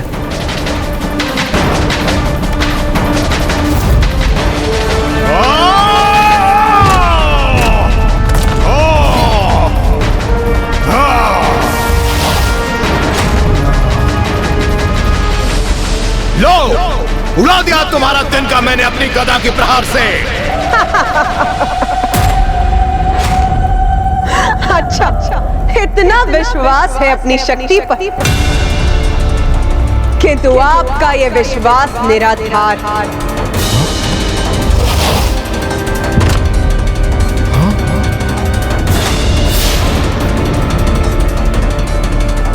कोई आसुरी शक्ति नहीं, ये अवश्य कोई दिव्य शक्ति है।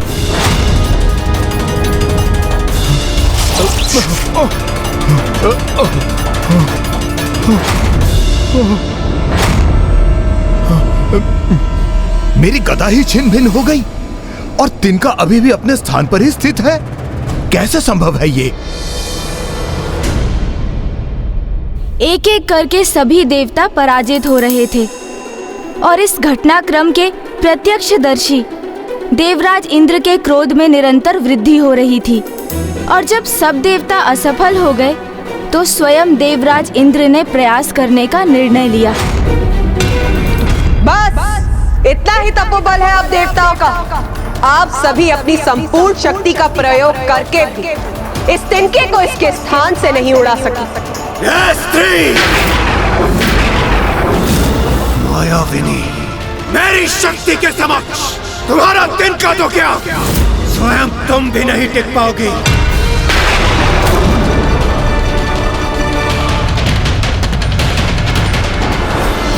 मुझे इंद्रदेव को इनका सामना करने से रोकना होगा।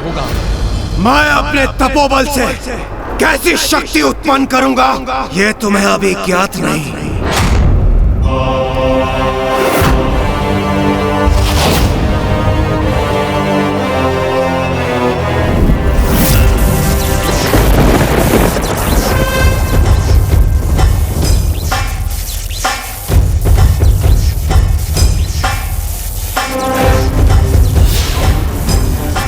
देवराज इंद्र हूं मैं और मैं अपनी वज्र शक्ति से तुम्हारे इस तिनके को भस्म कर दूंगा।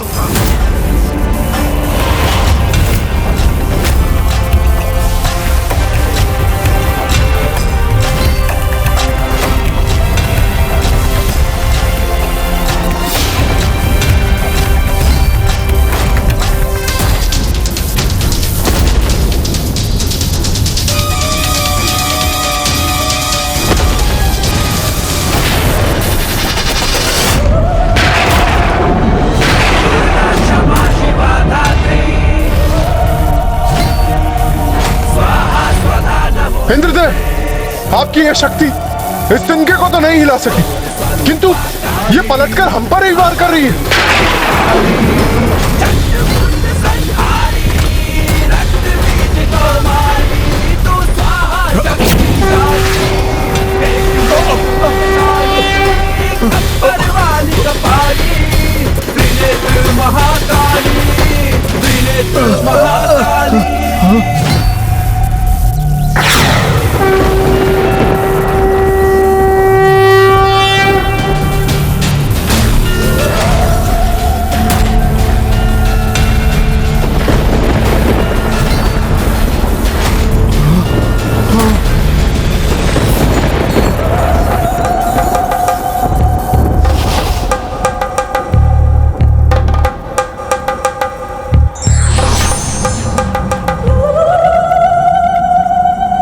आपने मेरी वज्र की शक्ति को बांध लिया, उसकी दिशा को परिवर्तित कर उसे मेघों में समाहित कर हमारी रक्षा की है आपने।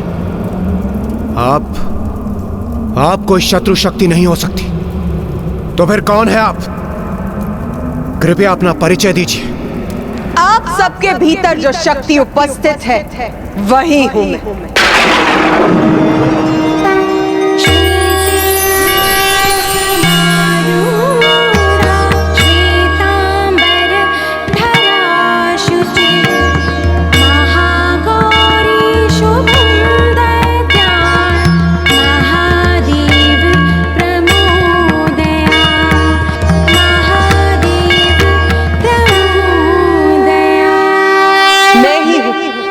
जिसने आपको असुरों पर विजय प्राप्त करने का सामर्थ्य प्रदान किया। आप सभी अपनी शक्ति के अहंकार में डूब चुके थे, इसीलिए आपको यह स्मरण कराने हेतु कि अहंकार सदा विनाश का कारण बनता है। आप सभी के अहंकार को नष्ट करने के लिए मुझे स्वयं यहाँ प्रकट होना पड़ा,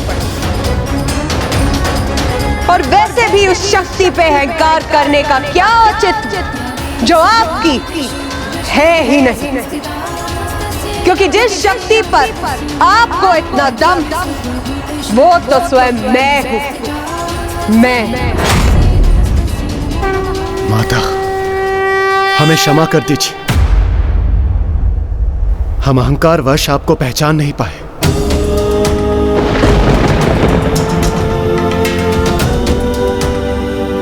माता, हमसे बहुत बड़ी भूल हो गई, हमें क्षमा कर दीजिए माता।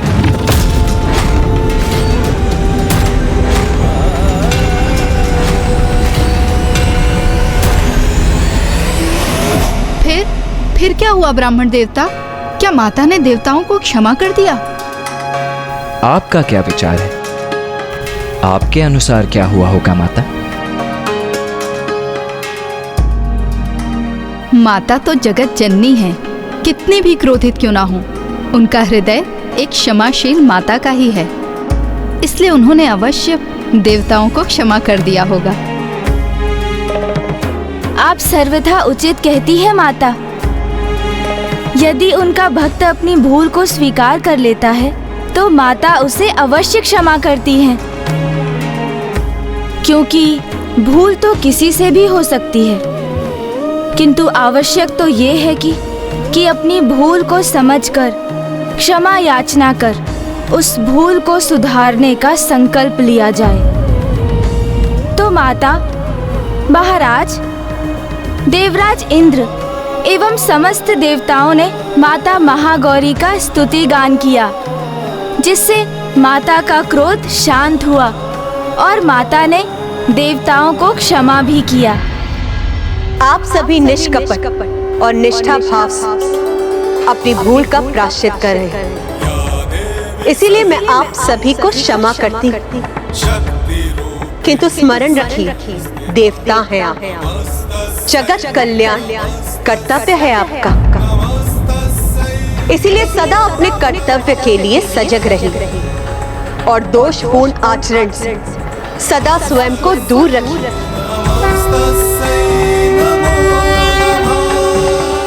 माता की शक्ति तो अमोघ है और पूर्ण निष्ठा और भक्ति से उनकी उपासना करने वाले भक्त के सभी कलुष धुल जाते हैं। पूर्व काल में किए गए पाप मिट जाते हैं और भविष्य में दुख, संताप, पाप, रोग ऐसे भक्त के निकट भी नहीं आते हैं और माता के ऐसे निष्ठावान भक्तों को सकारात्मक शक्तियां भी प्राप्त होती हैं। अब हम माता महागौरी की आरती करेंगे।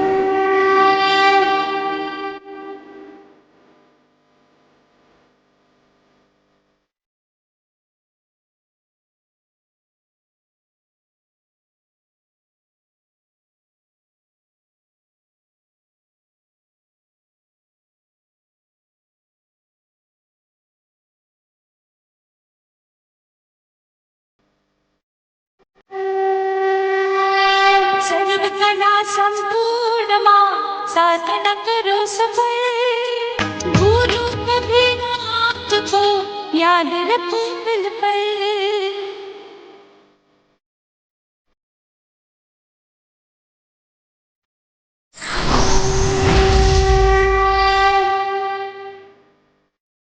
जय महागौरी, जय जय महागौरी, जय महागौरी।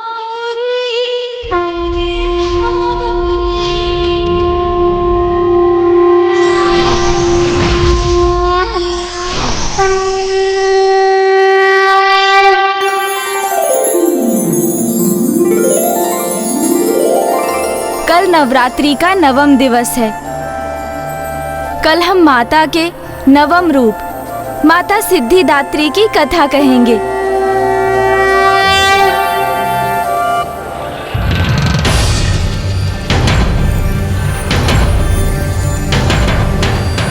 आज नवरात्रि का नवम दिवस है।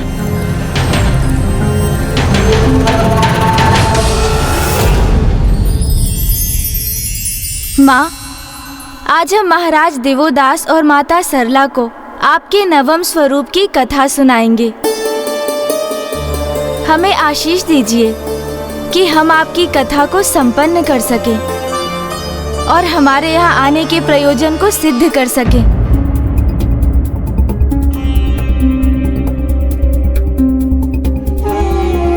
भैया, क्या हुआ? जैसे जैसे इस संसार से वेद लुप्त होते जा रहे हैं, वैसे वैसे हम देवता भी दुर्बल होते जा रहे हैं। और दुर्गमासुर के आतंक में वृद्धि के कारण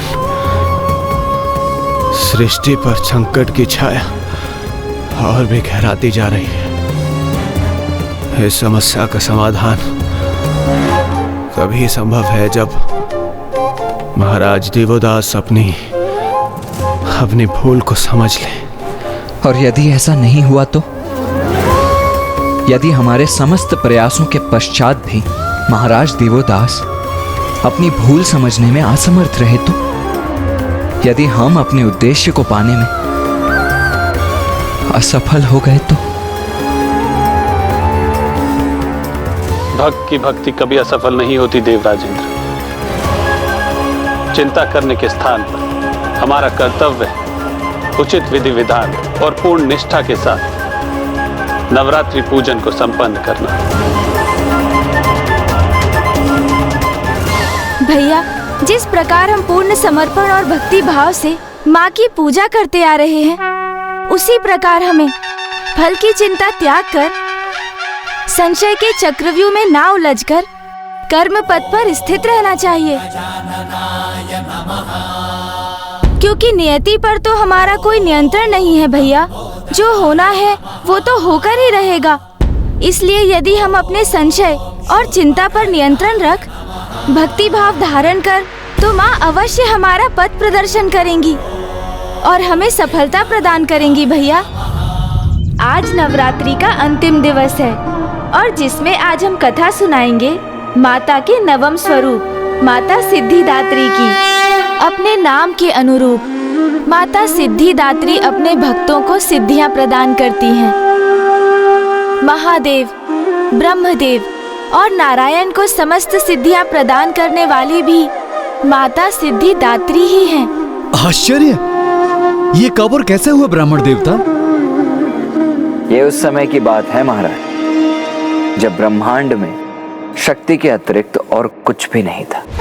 तब श्री महाकाली ने महादेव, ब्रह्मदेव और नारायण के साथ साथ उनकी शक्तियां माता पार्वती, माता सरस्वती एवं माता लक्ष्मी को प्रकट की। जिसके उपरांत श्री महाकाली ने त्रिदेवों को सृष्टि के संचालन में अपनी भूमिका ज्ञात करने हेतु उन्हें ध्यान साधना करने का निर्देश दिया।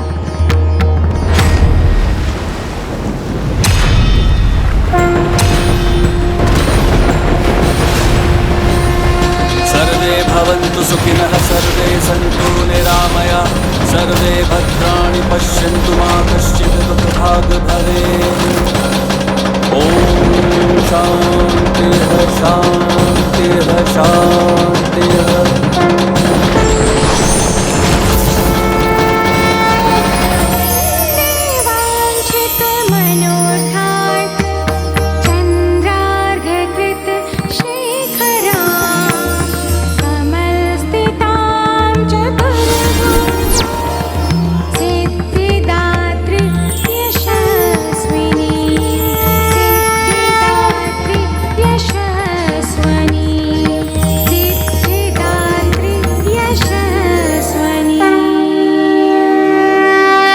प्रणाम ब्रह्मदेव, नारायण, महादेव।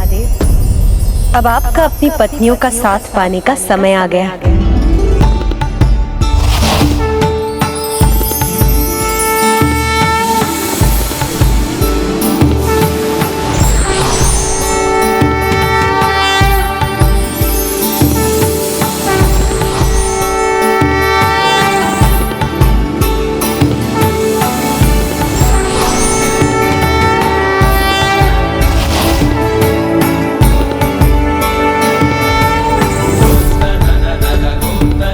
ब्रह्मदेव, आप संसार के सृजन का दायित्व संभालेंगे। नारायण, सृष्टि के पालन करने का कार्यभार आपका।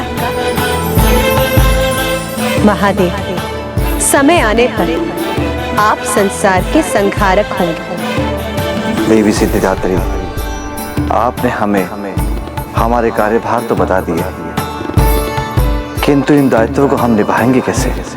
आपकी पत्नियों के रूप में आपकी शक्तियां तो पूर्व से ही आपके साथ थी, किंतु मैं आपको सिद्धियां प्रदान कर आपको आपके दायित्व निभाने का सामर्थ्य प्रदान करती हूँ।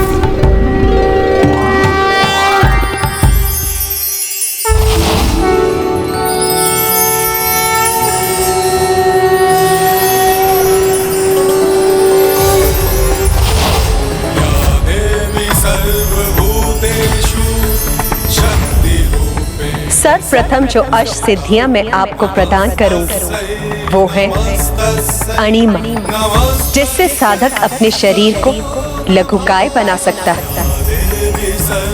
लघिमा, शरीर का भार कम करने की सिद्धि। प्राप्ति, जिससे साधक कहीं भी कुछ भी प्राप्त कर सकता है। प्राकम, जिससे साधक अपनी कल्पना को सत्य रूप दे सकता है। महिमा, इच्छा अनुसार विशाल काय होने की सिद्धि। इशितत्व, समूचिक सृष्टि पर सत्ता स्थापित करने की सिद्धि। सर्वकाम विषयता, जिससे साधक किसी भी कार्य को नियंत्रण में करके भली भांति संपन्न कर सकता है। एवं सर्वज्ञ तत्व, जिससे किसी भी प्रकार के ज्ञान प्राप्त किया जा सकता है।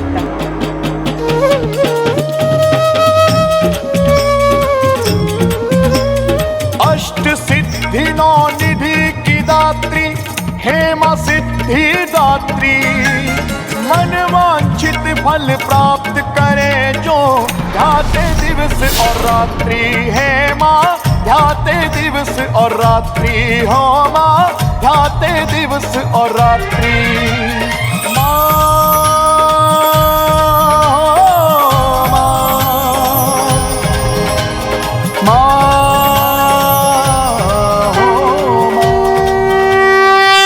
अष्ट सिद्धियों के अतिरिक्त माता सिद्धिदात्री ने त्रिदेवों को अन्य 10 सिद्धियां भी प्रदान करी,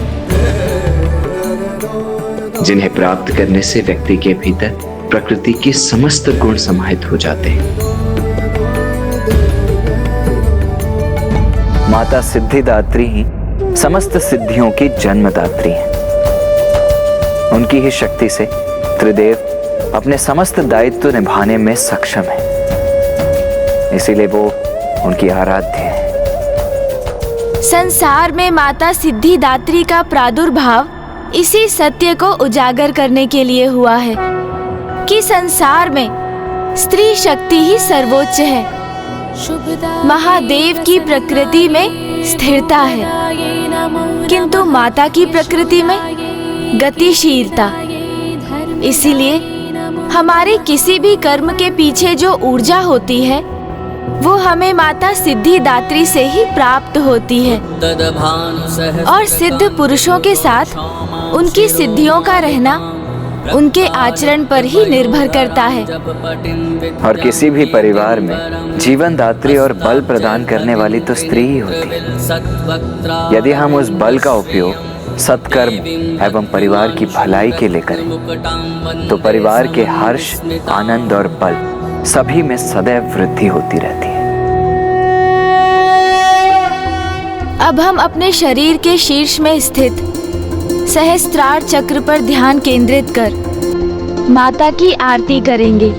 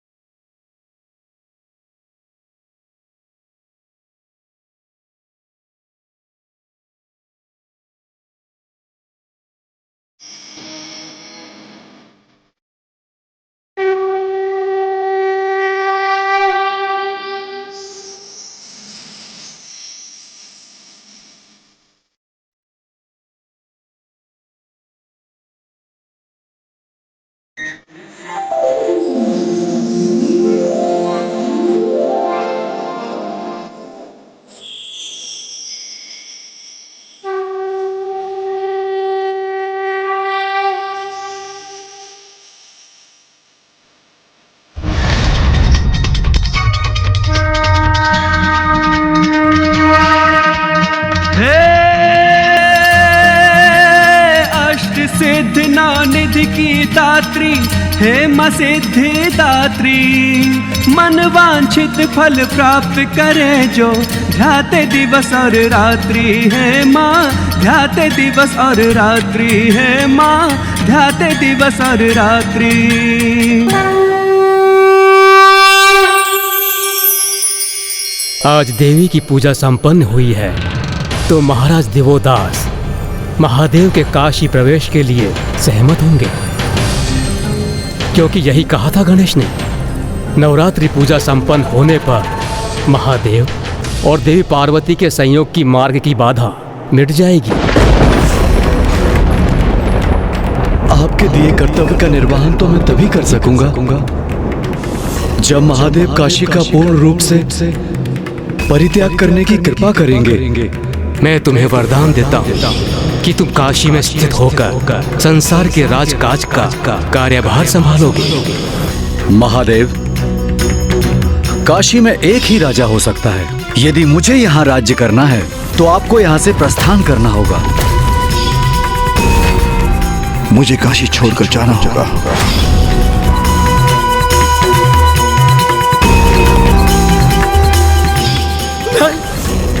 मैं तुम्हें काशी छोड़कर जाना होगा कि तुम काशी में स्थित होकर संसार के राजकाज का कार्यभार संभालोगे। महादेव, काशी में एक ही राजा हो सकता है। मुझे काशी यदि मुझे यहाँ राज्य करना है तो आपको यहाँ से प्रस्थान करना होगा। नहीं, नहीं, नहीं, नहीं, नहीं।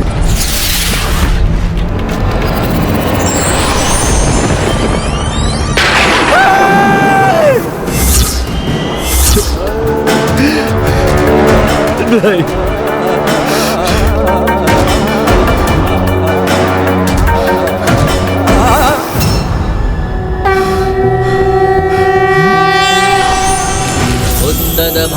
सहस्रकान्तिं ऋणक्षौमां शिरोमालिकां रक्तालिप्तपयोधरां जपपटिं विद्यां भीतिं वरं हस्ताब्जैर्धतिं त्रिनेत्रविलसद्वक्त्रारविन्दश्रियं देवीं बद्धिमांशुं रत्नमुकुटां वन्दे समन्दिस्मिताम्। उमा, मेरा काशी त्यागने का समय आ गया है, किंतु आपको तो यहीं रहना होगा, क्योंकि आपको अपने निवास पर दृष्टि भी तो रखनी है। किंतु स्वामी, स्वामी रुक जाइए स्वामी। माता, मैंने आपको महादेव से दूर रहने पर विवश किया और फिर भी आप मुझे अपने सभी स्वरूपों में दिव्य दर्शन प्रदान कर मुझे अपना आशीष प्रदान किया। मैं आपका दोषी हूँ माता। ये मैंने क्या किया माता? माता!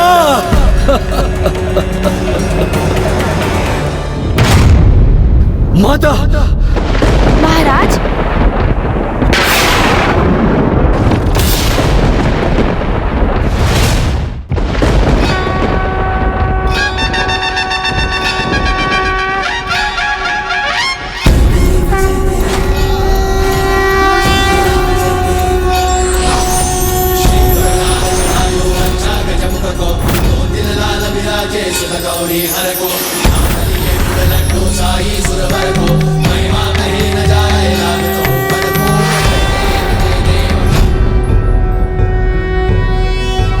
योगीश्वरो महासेनः कार्तिकेयो अग्निनन्दनः स्कन्दः कुमारः सेनानिः स्वामी शंकर संभव।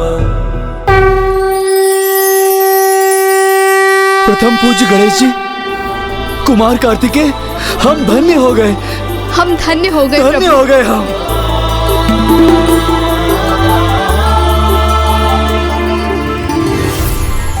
महाराज देवोदास, महारानी सरला, ओम जयंती मंगला। मेरे पुत्र गणेश और कार्तिकेय ने आपको मेरी संपूर्ण कथा सुनाई और पूर्ण विधि विधान से मेरी पूजा संपन्न कर आपके समस्त चक्र और कुंडलिनी शक्ति भी जागृत हो गई, जिसके कारण माया की वो महीन परत जो आपकी दृष्टि और बुद्धि को बाधित कर रही थी, अब वो भी हट गई और मेरी कृपा से आप दोनों को अब दिव्य दृष्टि प्राप्त हो चुकी और अब आप ये समझने भी सक्षम कि 10 महादेवियां भी मैं और 9 देवी भी मैं ही।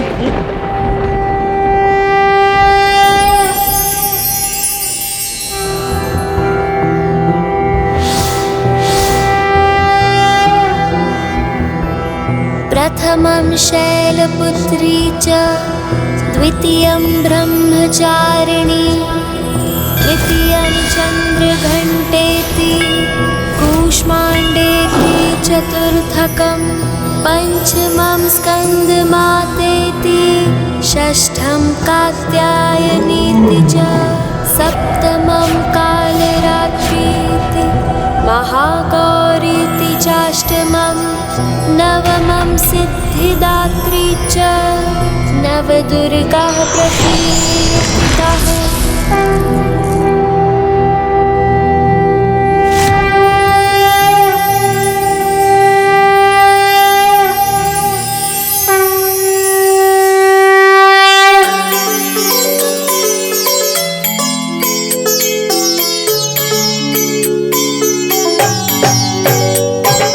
जग जननी जय जय।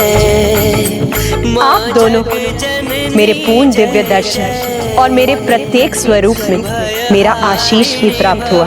तारिणी भयहारिणी भवतारिणी भवभामिनी जय जय। माँ जग जननी जय जय। प्रभु, आपने हमसे पूर्ण विधि विधान से नवरात्रि पूजन करा के हमें कृतार्थ कर दिया। प्रभु, कृतार्थ कर दिया।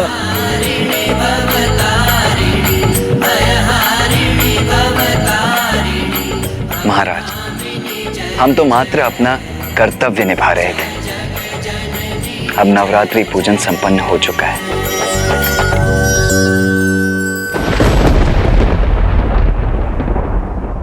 प्रभु, मैं बहुत बड़ी भूल कर बैठा हूं प्रभु, बहुत बड़ी भूल।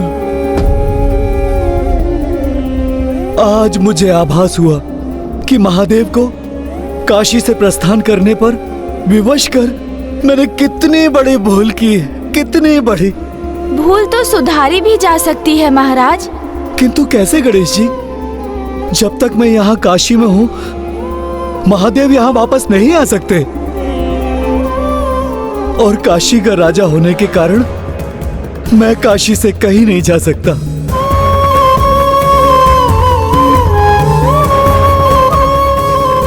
मात्र 10 दिवस की अवधि के पश्चात काल आपकी आत्मा को आपकी देह से विलग कर अपने साथ ले जाएगा। प्रभु, आपने कहा था कि 10 दिवस में महाराज की मृत्यु होगी, तो क्या वास्तव में उनकी मृत्यु का समय निकट आ गया है?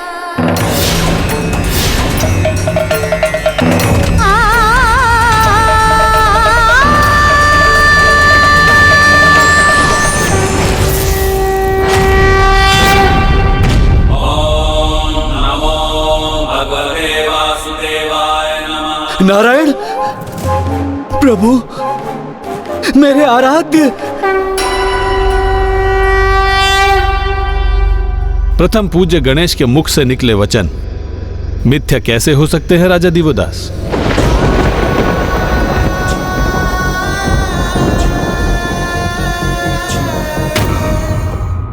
ये सत्य है कि आप जैसे धर्मात्मा को मृत्यु स्पर्श भी नहीं कर सकती, किंतु ये भी सत्य है कि महादेव के काशी लौटने हेतु अब आपको मोक्ष की प्राप्ति होगी और उसके लिए आपको अपने प्राण से वंचित होने अथवा देह को भी त्यागने की आवश्यकता नहीं है।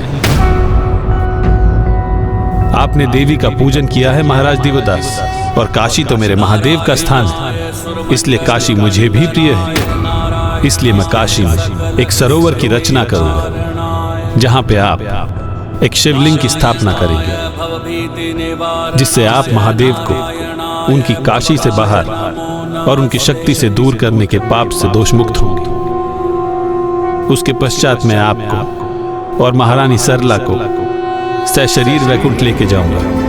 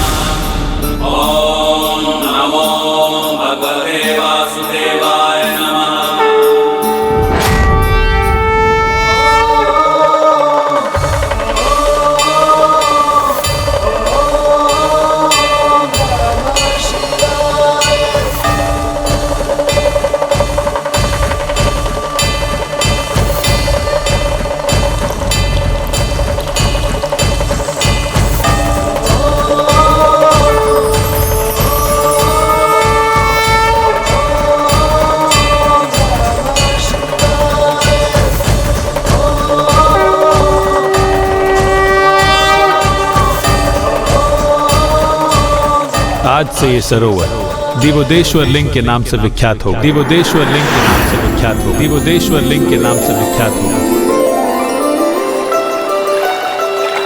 मामा जी, आपने काशी में अपना सरोवर स्थापित कर काशी को संपूर्णता प्रदान की है, क्योंकि अब ऐसा कोई भी देवता शेष नहीं है जिनका काशी में स्थान ना हो। जैसे कि पिताश्री का विश्वनाथ मंदिर, माता का मंदिर, ब्रह्मदेव का दशा अश्वमेध घाट, सूर्य देव के 12 कुंड और योगिनी माताओं के 64 योगिनी घाट। महाराज दिवोदास, अब आपका काशी से प्रस्थान करने का समय आ गया है। प्रभु, मैंने महादेव को काशी से दूर भेजकर बहुत बड़ी भूल की है। माता और महादेव को दीर्घ अवधि के लिए एक दूसरे से विलग रखा।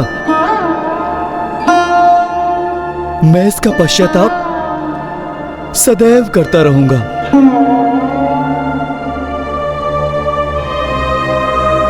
हमें क्षमा कर दीजिए माता, क्षमा कर दीजिए।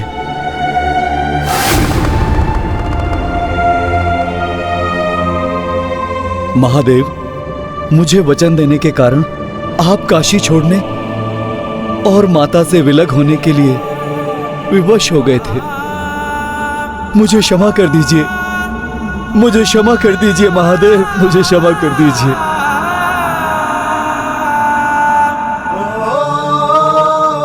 प्रभु, काशी लौट आइए, काशी लौट आइए, माता आपकी प्रतीक्षा कर रही है। प्रभु, काशी लौट आइए, माता आपकी प्रतीक्षा कर रही है। प्रभु, काशी लौट आइए, माता आपकी प्रतीक्षा कर रही है। प्रभु,